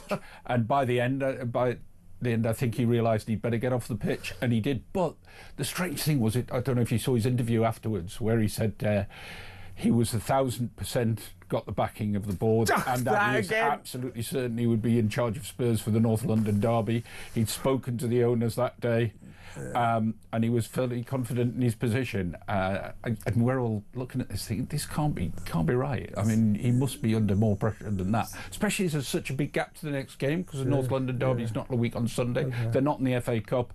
It was ripe for his sacking, and no Spurs fan was disappointed at all. Yeah, good to know that truism in football, that when a manager says, "I have the full backing of the board of directors," it means they're going very quickly. I mean, it was pretty obvious. So I want to ask you in just a second about the Harry Redknapp aspect to all of this. But first, before we get to old Harry, where has Thomas Frank gone wrong?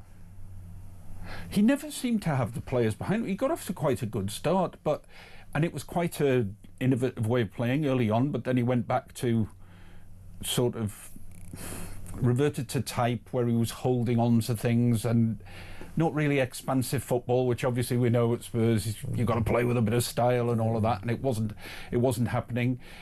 Players made it pretty clear they weren't having him. Now you can say, where did it go wrong from his point of view? He clearly wasn't managing these players very well, because there have been instances of him blanking on the pitch, putting out rogue tweets.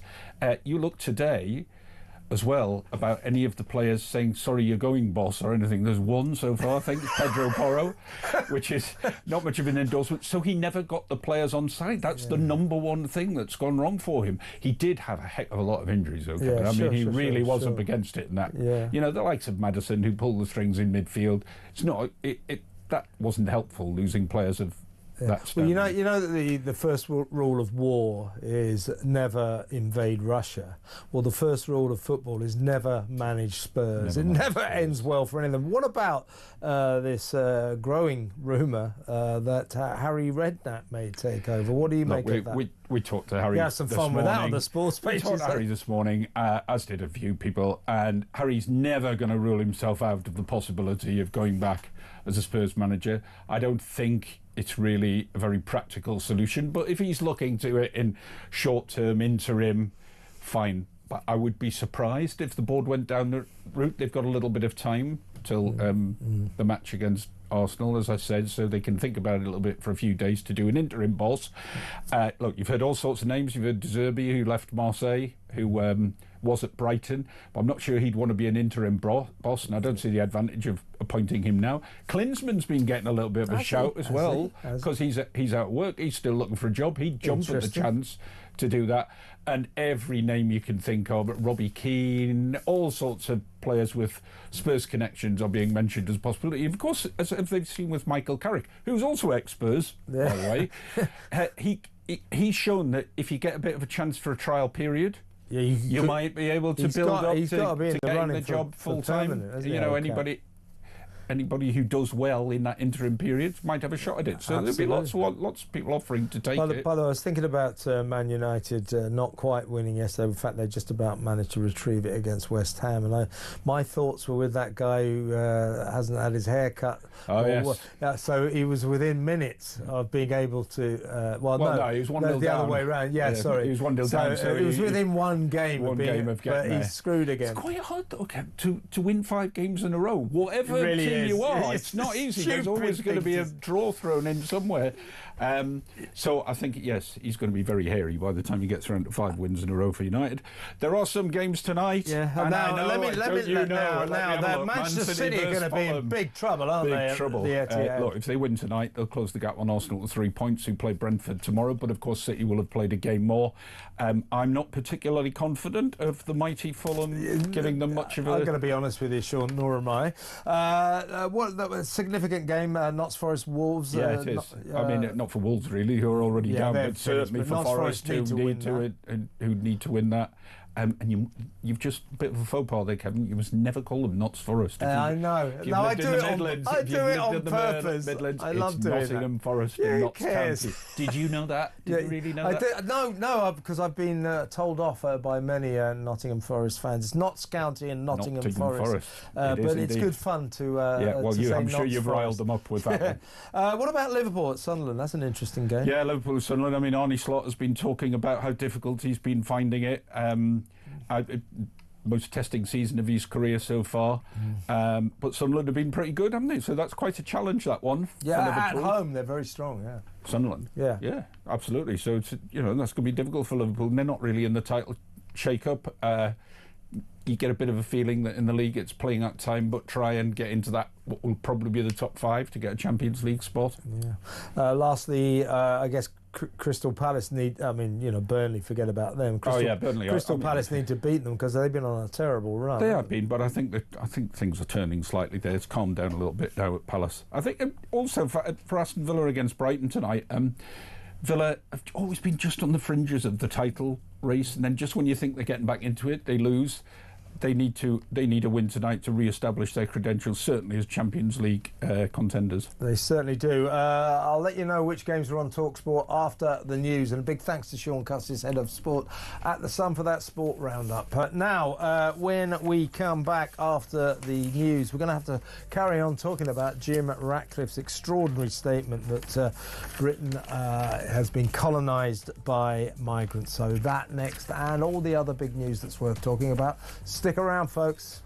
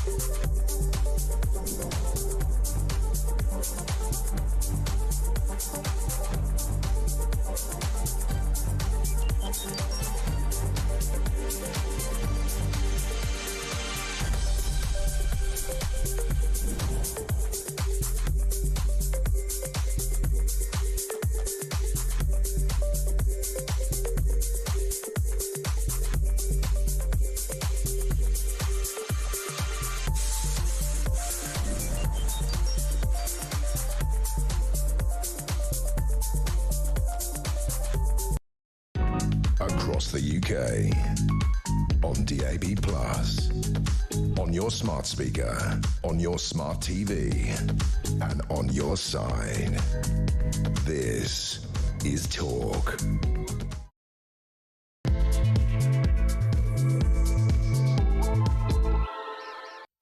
Welcome back. What a show this is. It is all happening earlier in the show, around about an hour or so ago, just over that. I was talking to Jenny Bond, the former BBC Royal correspondent, when the news broke that, as expected, but it's still sensational, the former Prince Andrew Mountbatten Windsor as he is now, is under criminal investigation by the police for his alleged misdemeanours while allegedly selling British secrets to his friend Jeffrey Epstein. The same allegations are against Peter Mandelson, Lord Mandelson. He is under police investigation as well. So a member of the royal family is under police investigation for criminal investigation. That in itself is sensational. And then just around about 15 minutes ago, something like that, it broke that Sir Jim Ratcliffe, one of Britain's richest men, if not the richest man in Britain, and a co-owner of Manchester United, has gone on to Sky News and sensationally said that Britain has been colonised by immigrants who are draining resources from the state and our economy. You can't have an economy with 9 million people on benefits and huge levels of immigrants coming in, he said. He went on to say, I mean, the UK has been colonised and it is costing too much money. Do you agree with that? 03444 991 our switchboard is on fire. Loads of people coming in, and I haven't had anyone so far. If you disagree with Jim Ratcliffe, I'd like to hear from you, because I also want to hear from you if you agree with him, but everyone so far seems to be agreeing. There are no dissenters. Let's go over to my next guest. In a little while, we're hoping to be able to talk about the football commentator Eni Luca, who has quit broadcasting today. She's called it a toxic, British TV, a toxic space. She says that her career was blocked out at one point, or at least she did used to say this, by Ian Wright, who gave a lot of his time to covering women's football, women's soccer, and Eni Aluko says, well, that blocked opportunities for women, including me. Anyway, she has now quit British TV because she says she's quit broadcasting because she says it's a toxic space. This comes after yesterday she was frankly on TalkSport destroyed by Simon Jordan. So it's all going on, folks. We'll talk about that in just a little while. I should tell you that if you stay tuned to Talk here, to Talk TV, Talk Radio, as of 7 o'clock we'll go straight into Manchester City Fulham. The actual match starts at 7:30, but if you stay tuned to Talk, you will get Manchester City Fulham. You can listen to Alex Phillips, or you can watch her and listen to her on YouTube, so that will continue. But if you stay tuned on this channel, you will get Manchester City Fulham. Meanwhile, TalkSport will also be covering the Sunderland Liverpool game. So Manchester City Fulham kicks off at 7:30, Sunderland Liverpool 8:15. Lots of sport to come.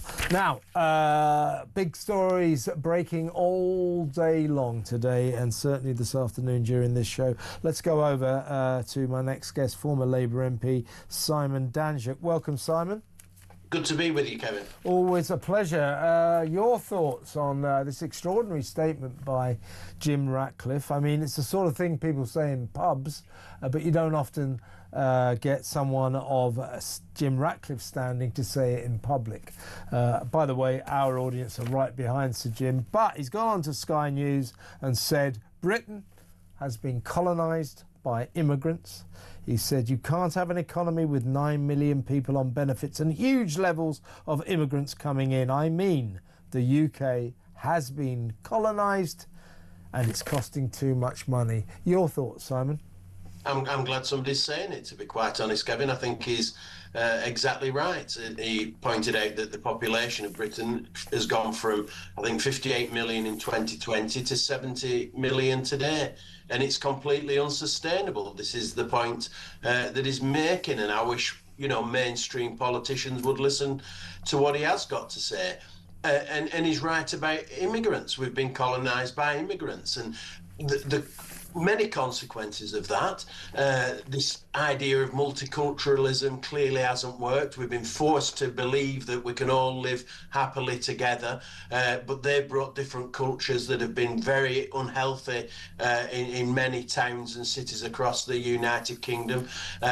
Many more going on to benefits. The number on benefits now is just astronomical. I mean, it's just outrageous. Totally unsustainable. You can't, and we've got a Labour government that's trying to tax us to keep it that way. I mean, it's absolutely ridiculous. So I'm pleased he's come out and said this. I mean, so what we're in, we're talking about the migrant crisis, we're talking about the economy being colonised by migrants, in the past few days, another 500 or so have come across the channel, so that's still going on. We've got 16 migrants in the High Court today challenging their deportation under the ludicrous failed one-in, one-out scheme, and so on and so forth. We've got this stabbing, this awful stabbing at a school yesterday in London, where we hear that the perpetrator, a 13-year-old kid with a knife, shouted "Allah Akbar." Of course, the police have said that is not a terrorist incident, because they always say it's not a terrorist incident. I mean, it just feels to me, Simon, like we are trapped in a perfect storm of a country that is falling apart at the seams under the control of a government that has no idea what it's doing, and a Prime Minister who has no power, no authority, and frankly no talent. We're in a really bad state, aren't we? We're in a real mess, and I think it was Robert Jenrick, who's gone from Conservative to Reform, that said Britain is broken, and that is exactly right. 66,000 illegal immigrants have come into Britain since Keir Starmer became Prime Minister. This is the guy that told us he was going to smash the gangs. That's the platform on which he tried to get elected, or he did get elected in July 2024. Smash the gangs. 66,000, that's those that we know about. The ones that have come into Britain that we don't know about, that we haven't counted, will be considerably more. And that's adding to the population all the time. Officially it's at 70 million. Unofficially, it will be much higher. There's no doubt about that. Lots of people working in the informal economy. I've met some of these people, I'll be completely honest with you. They aren't even being counted. And it's just not sustainable. And you're right, we're in a really bad situation. The good news, if we're to take any good news from any of this, it is pretty dark at the moment. Yeah, please tell me, what have you got? Well, the good news is that from a political perspective, for the first time in my lifetime, I've been in politics nearly 40 years, but we are now coming up with some dramatic solutions that would never have got the light of day at one time. So politicians talking about deportations. You couldn't have even said that 12 months ago, but now it's being talked about. So, if we have a Reform or a centre-right coalition government after the next general election, which I think will be sooner than 2029, so that's another positive, then I think we'll have a centre-right government that's prepared to implement deportations. I think we have... we now talk, as Jim Ratcliffe has, about far too many people being on benefits. And again, that's something that wasn't being talked about. And so we are looking at dramatic solutions to coming out of the European Convention on Human Rights is now a mainstream view, Conservative. Yeah, except among the Labour government, where they're still addicted to that ludicrous organisation. Can I ask you, the huge story with Sir Jim Ratcliffe, but about an hour and a half or so ago, another massive story broke. Not unexpected, but still somehow shocking. It is now, has been announced by Thames Valley Police that a member of the royal family, namely the King's brother, Andrew Mountbatten Windsor, the former Prince Andrew, is under criminal investigation by the police. That is shocking, isn't it? Yes, it's quite incredible, isn't it? And the allegation is that he was passing sensitive information over to Epstein whilst he was the trade envoy, representing both the royal family but also the British government. So a serious allegation, misconduct in public office, I think is the alleged crime, which can bring a sentence of life imprisonment. And Peter Mandelson, the former US ambassador that Starmer appointed relatively recently, is facing similar charges. He's been investigated. They're going back to 1999. Civil servants are going back to 1999 to find evidence in relation to Mandelson and Epstein. Mandelson introduced Epstein to Tony Blair in 2002. Yeah. I mean, you couldn't make this stuff up.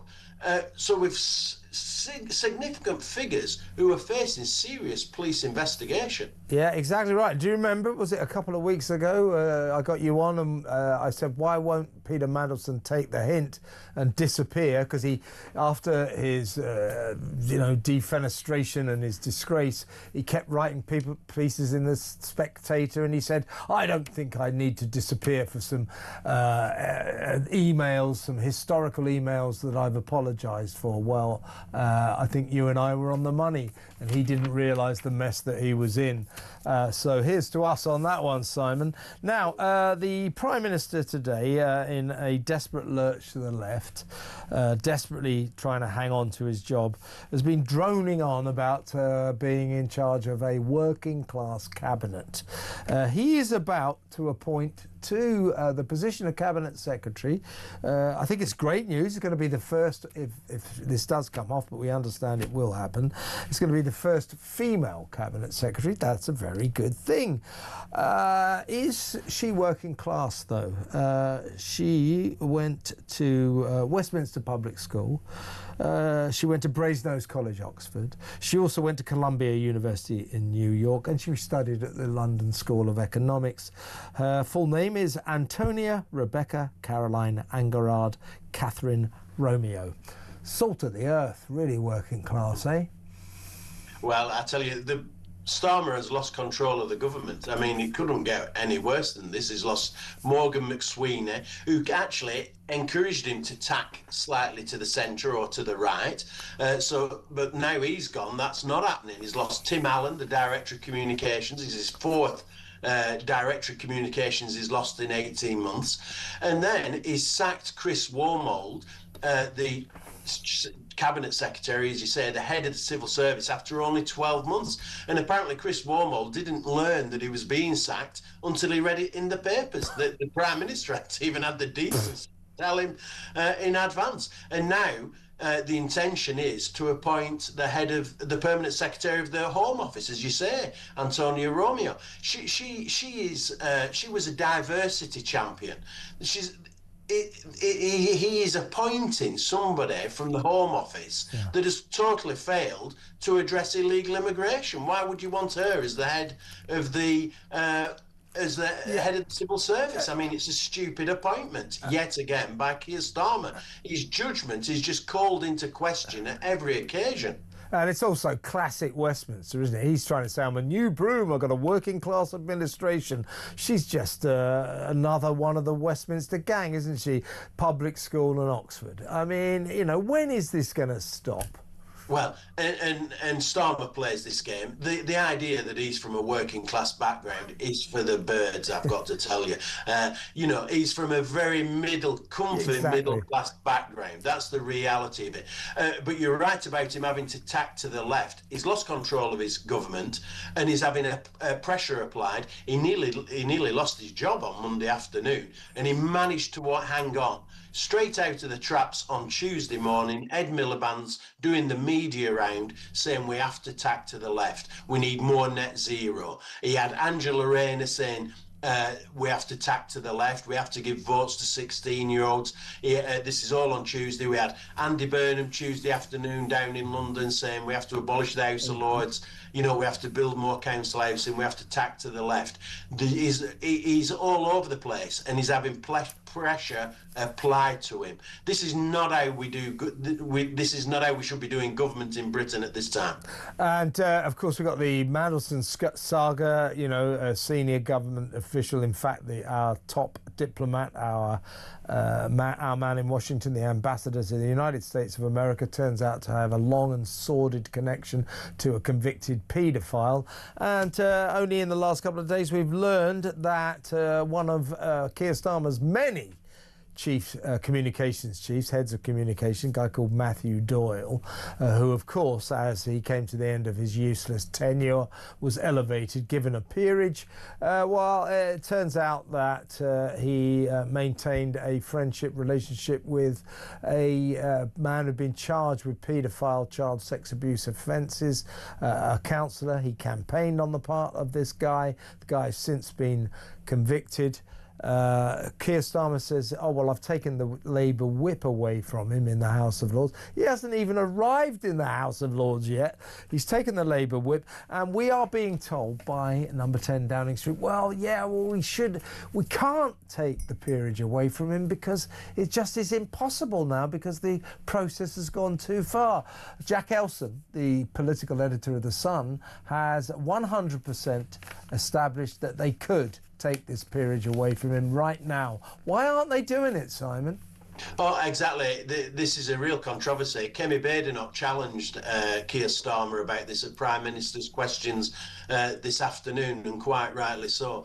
And if you look at the timeline, Starmer is claiming that he didn't know, or that Matthew Doyle hadn't told him about his relationship with this paedophile. If that sounds familiar, it's exactly what he said about Mandelson and Epstein. We see a pattern emerging here, can't we? Unbelievable. I mean, Labour, you know, the general public believe Labour have got a paedophile problem. I mean, that's the reality of it. That's the perception. They're getting almost as bad as the BBC, aren't they? Oh, yeah, no, absolutely. Two institutions that have some similarities. But if you look at the timeline, Starmer could, and Jack Elmson's right, your political editor at The Sun, is right. The Sunday Times revealed this unhealthy relationship between Matt Doyle and the paedophile in December. I remember, yeah. Yeah, and it all exploded in the news. Starmer would have seen that. There's no doubt about that whatsoever. And before the official appointment of Matt Doyle into the Lords, which was early January, he could have intervened and stopped the appointment from going ahead, but he chose not to. Yeah. And this is a significant problem for Starmer.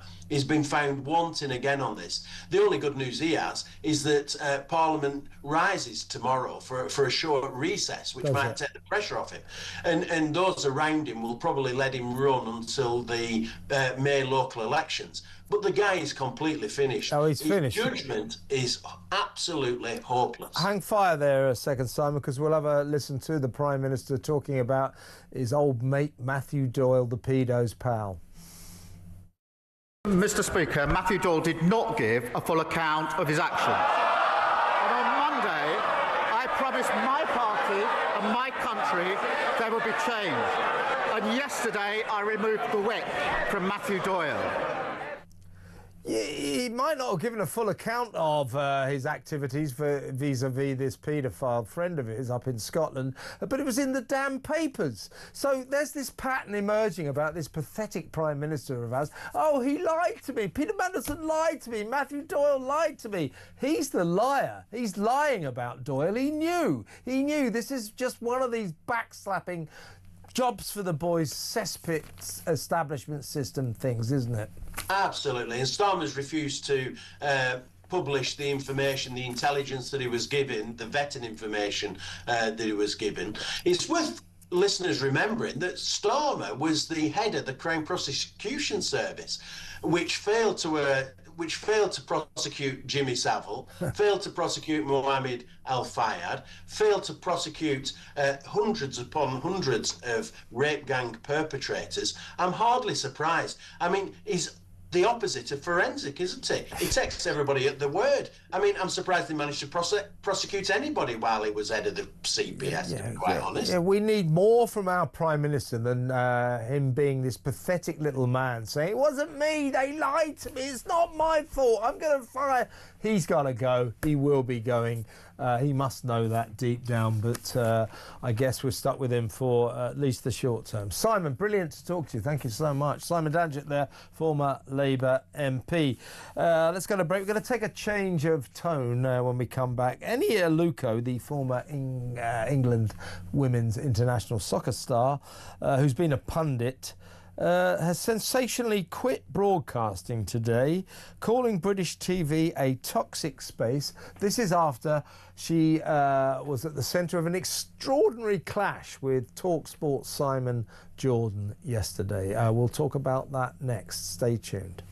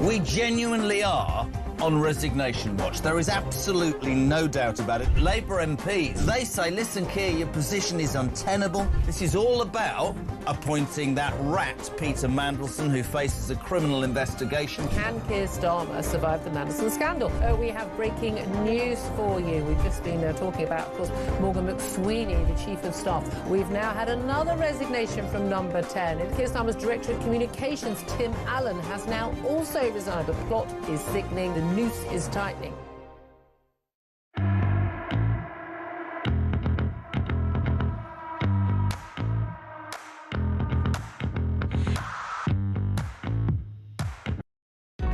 Across the UK, on DAB+, on your smart speaker, on your smart TV, and on your side. This is Talk. Welcome back. talkSPORT reporter Will Hobbs is in the studio. Welcome, Will.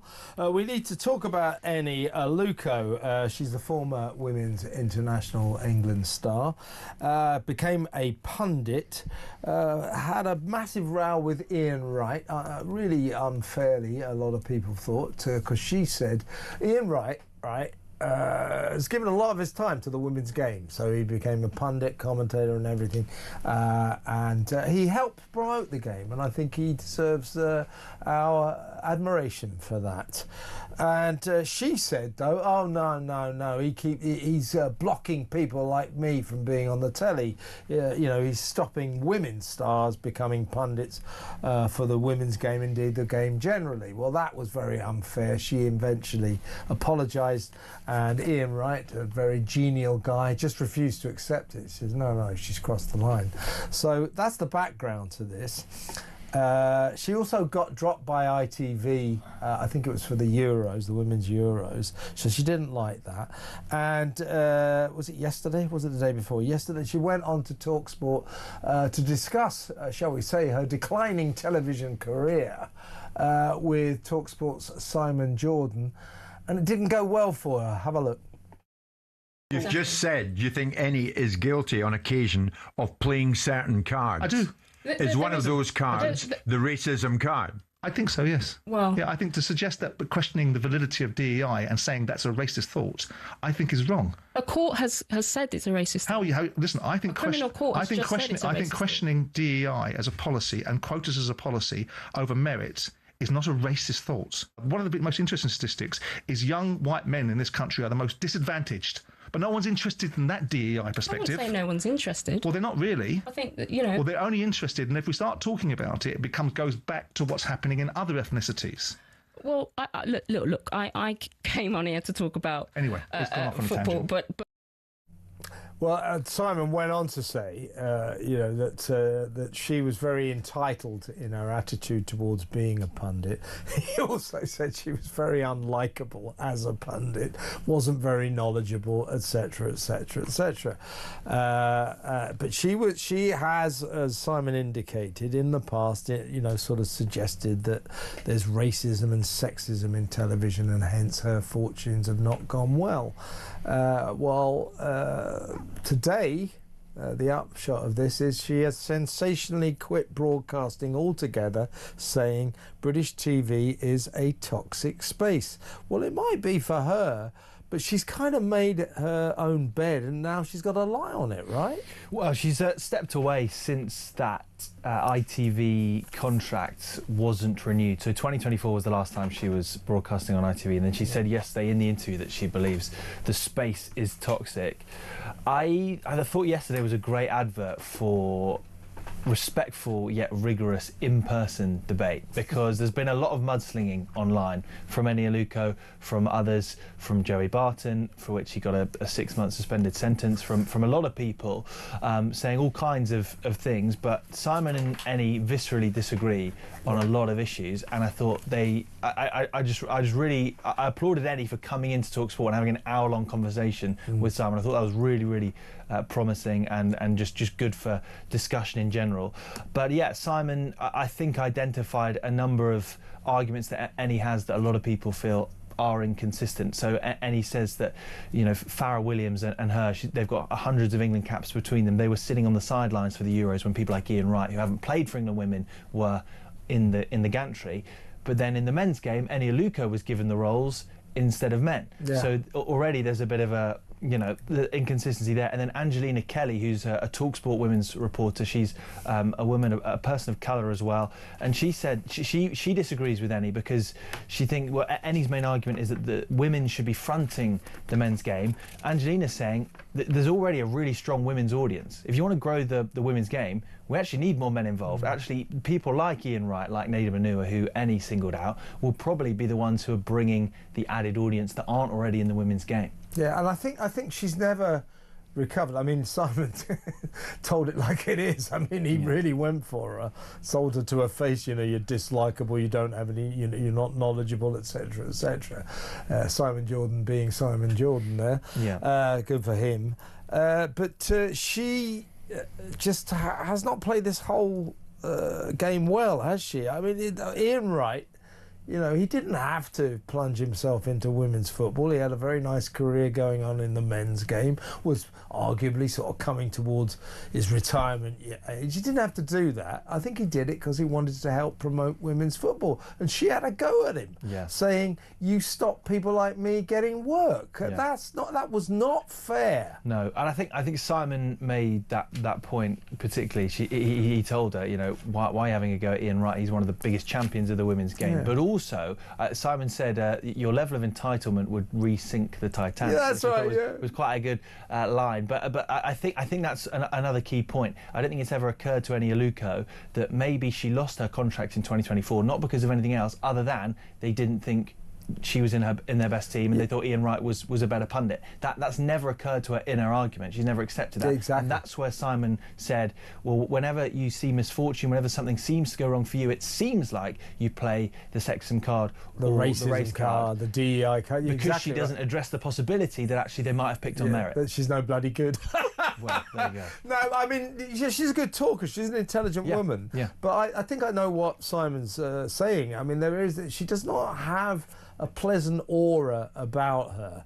And she's very combative, and therefore, I think she's gone because she's gone. But she always seeks to blame other factors. And in this chat with Jim White and Simon Jordan on TalkSport, she started being very nasty about the public. She said something like, why should I listen to that mob on social media when they haven't been through what I've experienced and so on? In other words, she's saying, I'm an England international, what the hell do they know? Well, she shouldn't be so dismissive of the football supporting public, should she? Well, I think it probably depends which elements of the public she's referring to, because I think if she sort of if we went inside and saw all the messages that Eni Luco gets sent, and I haven't done that. Shit, but they're horrible, I bet. That's the thing. So, I think there are some elements of the public who aren't offering constructive feedback with Eni Luco's best interests at heart. I think there's a lot of bile out there, which I think she's right to call out. Yeah, somebody like Eni probably would receive a lot of really horrible stuff on social media. I speak as someone who also receives a lot of horrible stuff on social media. Don't let it get to you, Eni. She's today just said, that's it, I'm quitting British. Why do you think that she says that British TV is toxic? I think in one element it is toxic. So I think since 2024, as I said, that's when she sort of stepped away. There was a bit of Simon had to pick her up on that lack of clarity, because on the one hand she was saying, I've stepped away since 2024. On the other hand, she admitted that she was dropped and she didn't get that renewed contract. There's the social media element, which is it's undebatably toxic in that arena. I know about that. But I guess it does come down to that point. Did you lose that role because it was a fair meritocratic decision, or did you lose that role for other reasons? Now your opinion on that will ultimately shape your opinion on whether the landscape is toxic, I suppose. I would say about her, I've seen her punditry, she is a good talker. She's a listener. She's an intelligent person.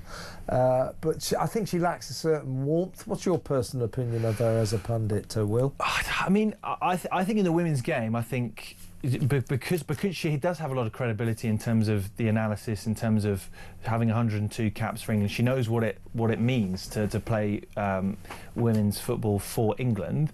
But as Laura Wood said, who used to work at TalkSport ITV, caps are no guarantee of talent, of clarity, of being able to articulate those thoughts. It's a different skill. Exactly. It's a different skill, so there are different things. So it's an interesting sort of interchange between, you need a certain amount of kudos for your opinion to matter in that arena, but at the same time, that is no guarantee that you're going to be able to convey that or make interesting points. And we see that all the time in men's football and women's football. There are so many people on TV who are just there because they are a name and they don't offer anything. And actually, the journalists who've never played football, they sometimes offer much more salient points because they're there because their opinions are good rather than what they've done on the field. Do I hear you say Wayne Rooney? I say Wayne Rooney. Now, I always had a soft spot for Eni, though, because her brother used to play for my team, Fulham. There you go. And he was damn good.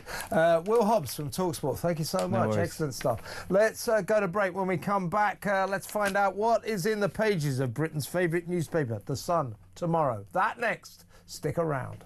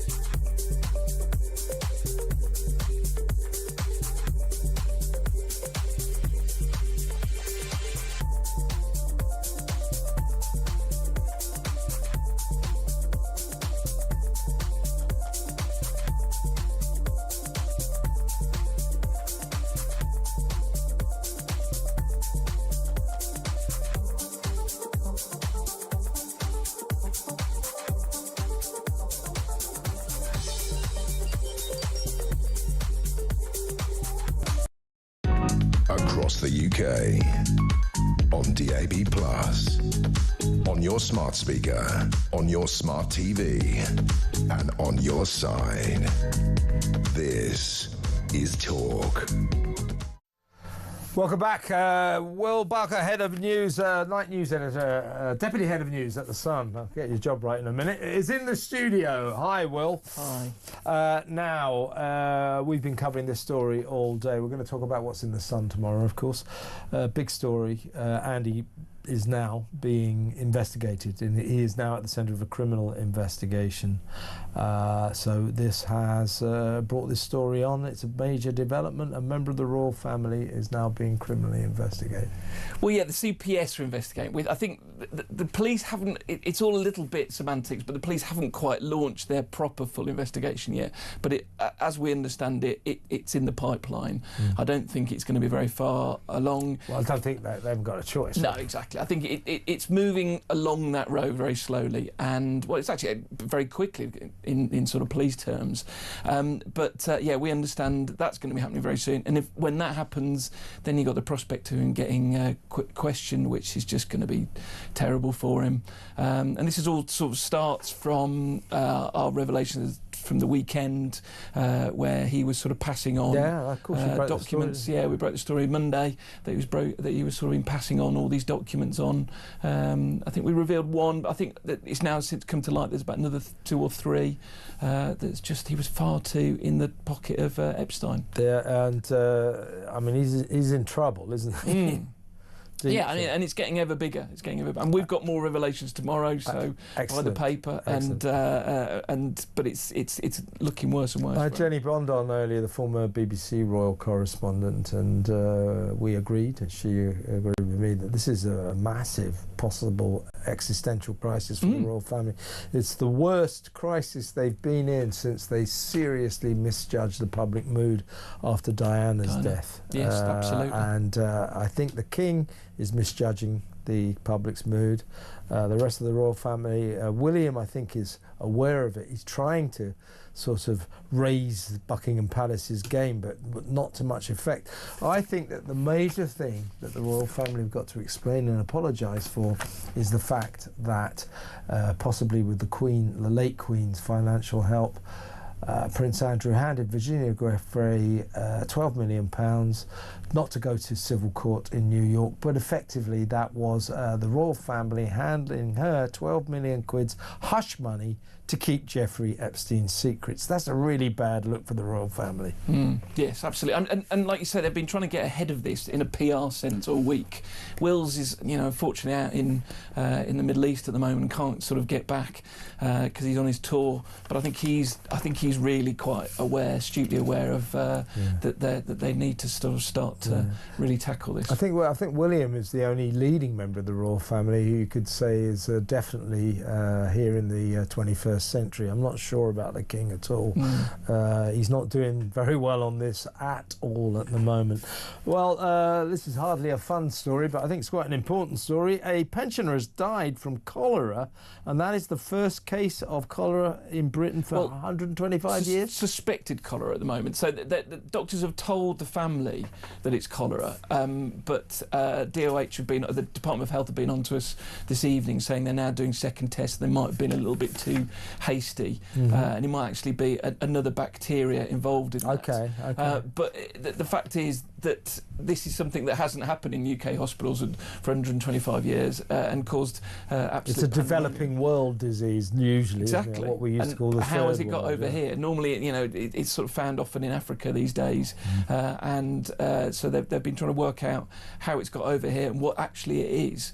And there's been this family have had to go through quite a scary moment where they've had a full investigation into their dad, and they've had to burn his clothes and take all sorts of terrible precautions over that. In his dying days they had to approach him at his bedside in sort of full PPE and one thing and another. So let's talk about Mick Jagger's fiancée Melanie Hamrick has been attacked by 2 muggers outside the private members club Annabelle's in Berkeley Square.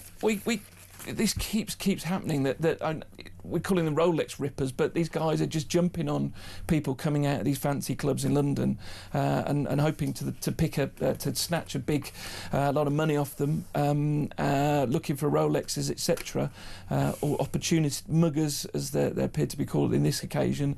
And Mick Jagger's ballerina fiance came out this morning and revealed that she'd been a victim last night, which left her in a terrible state. Quite a story, isn't it? I was in Annabelle's not so long ago. Well, if they jumped on me, they'd be very disappointed. Get a cheap old watch worth about 10 quid, no money. But yeah, extraordinary. I mean, this is a growing problem, particularly in London, this kind of opportunistic crime on people who clearly, may have a few quid, but outside private members' clubs in areas like Mayfair, Berkeley Square. So poor Mick Jagger's fiancée, hope she's okay. Well, there's another Rolling Stones type headline, Jumping Jacks flashed. Yeah. This is Jack Grealish. What's he been up to? Well, he's had a bit of a bad time. I mean, I don't know if you're aware, he's recently just got an injury and out for the rest of the season, but to compound his bad luck, he's been hit with 6 points and a grand fine after poor old him, his Lamborghini went through a red light. He's no strangers to sort of getting into. Well, didn't he drive during the COVID crisis? Didn't he drive his Range Rover into some building or other? It never really kind of completely got explained what happened with all that, but he got into some trouble with that, but managed to sort of get away with it. We thought he'd sort of like cleaned up his act, but no. Evidently not. He's got a Lamborghini Urus Performante. Yeah. You got one of those? No, sadly not. It comes in about 210 grand, which is sort of a little bit out of my price range. Yeah, these footballers, they can't resist displaying their enormous wealth, can they? Exactly. Poor old Jack. Jumping Jacks flashed. Will, excellent stuff. Thank you very much. Now, we've been talking now for the past hour or so about this extraordinary statement by Jim Ratcliffe, co-owner of Man United, one of Britain's richest men, who said that Britain has been colonised by migrants and too many of them are on benefits and they're ruining our economy. He told Sky News this statement, and we've got the footage now, so take it away, Jim Ratcliffe. I don't know whether it's just the apparatus that hasn't allowed Keir to do it, or he's maybe too nice. He's a nice, I mean, I know Keir, he's a nice man, I like him, but it's a tough job, and I think you have to do some difficult things with the UK to get it back on track, because at the moment I don't think the economy is in a good. You can't afford. You can't have an economy with 9 million people on benefits, and huge levels of immigrants coming in. I mean, the UK is being colonised. It's costing too much money. It will cause. It's been colonised. It'll cause.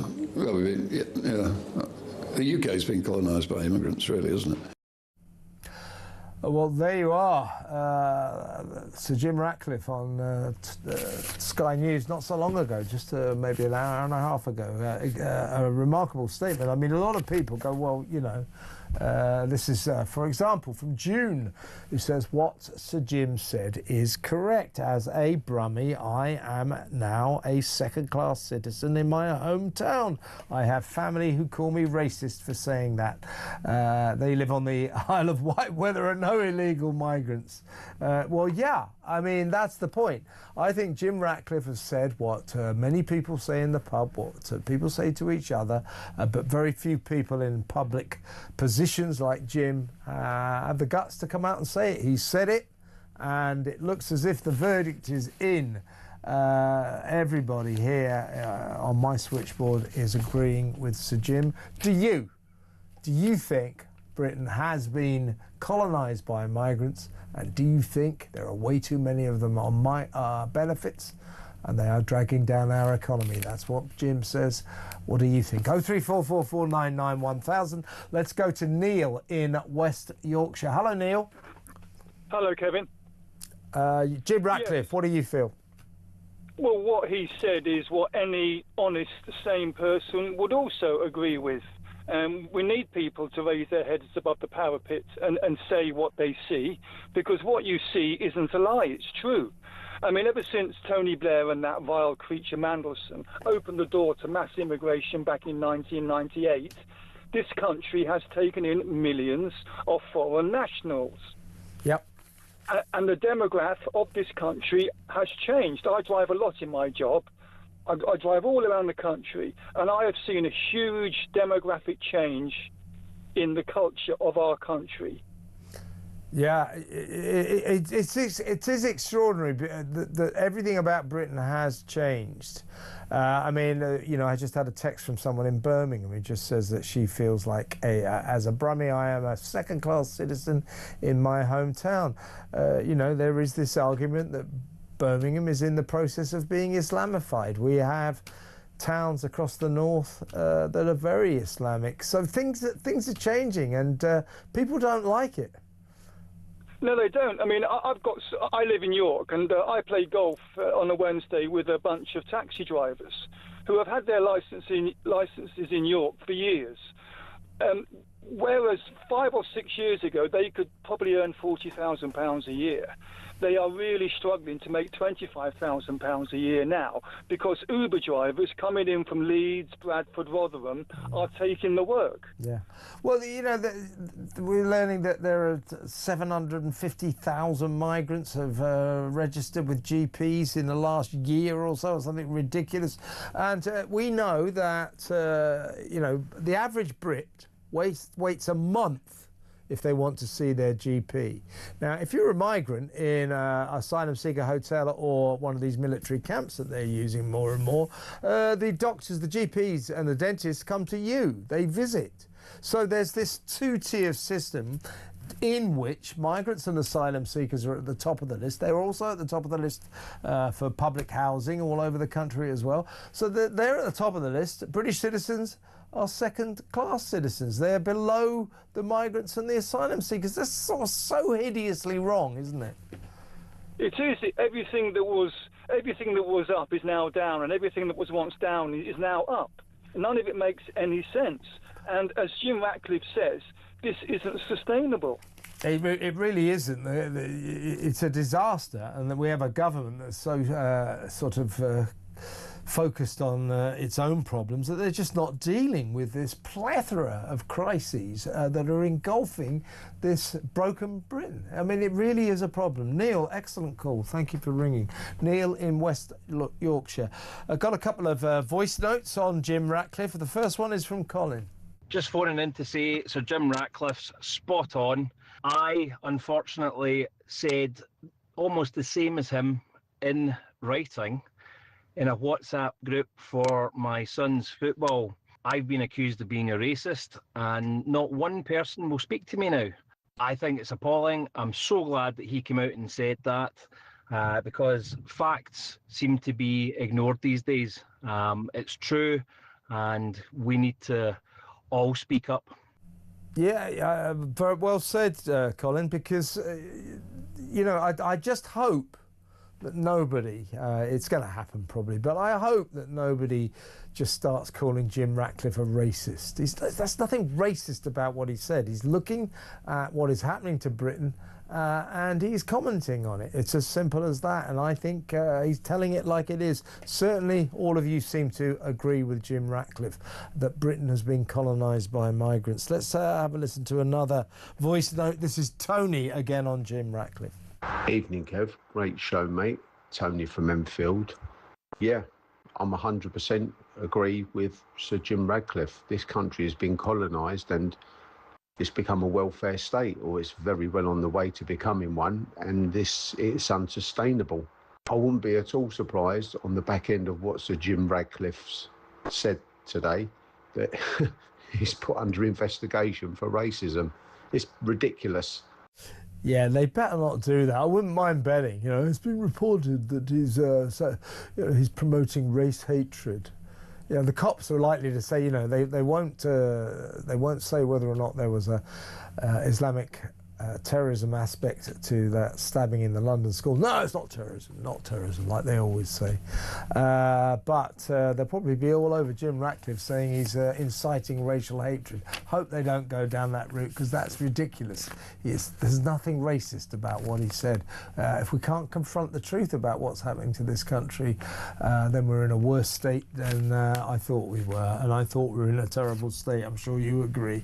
Let's talk to Mandy in Felixstowe. Hi, Mandy. Hi, Kev. How are you? I'm very, very well. What would you like to talk about? I am sick and tired of every day on the telly you are hearing about stabbings or rapes or whatever. This is our country. We should be proud of this country. This country was built up with great valour. And it's just getting worse and worse. Yeah, well, I think yeah, it is. And the school stabbings yesterday, where some kid, we think he was 13, came running in with a knife and stabbed a 13-year-old kid in the neck, a boy, and a 12-year-old boy was stabbed as well. They're both fighting for their lives. We understand, or witnesses apparently said, that he was shouting Allahu Akbar, God is great. But the police say it wasn't a terrorist incident. That's a bit odd, isn't it, Mandy? Yeah, yep. But I've also got something else to tell you. I was at hospital yesterday. Oh, yeah? Yep. And I connected to the hospital Wi-Fi. Oh, yeah. Go on. Went to go on to talk. It blocked me.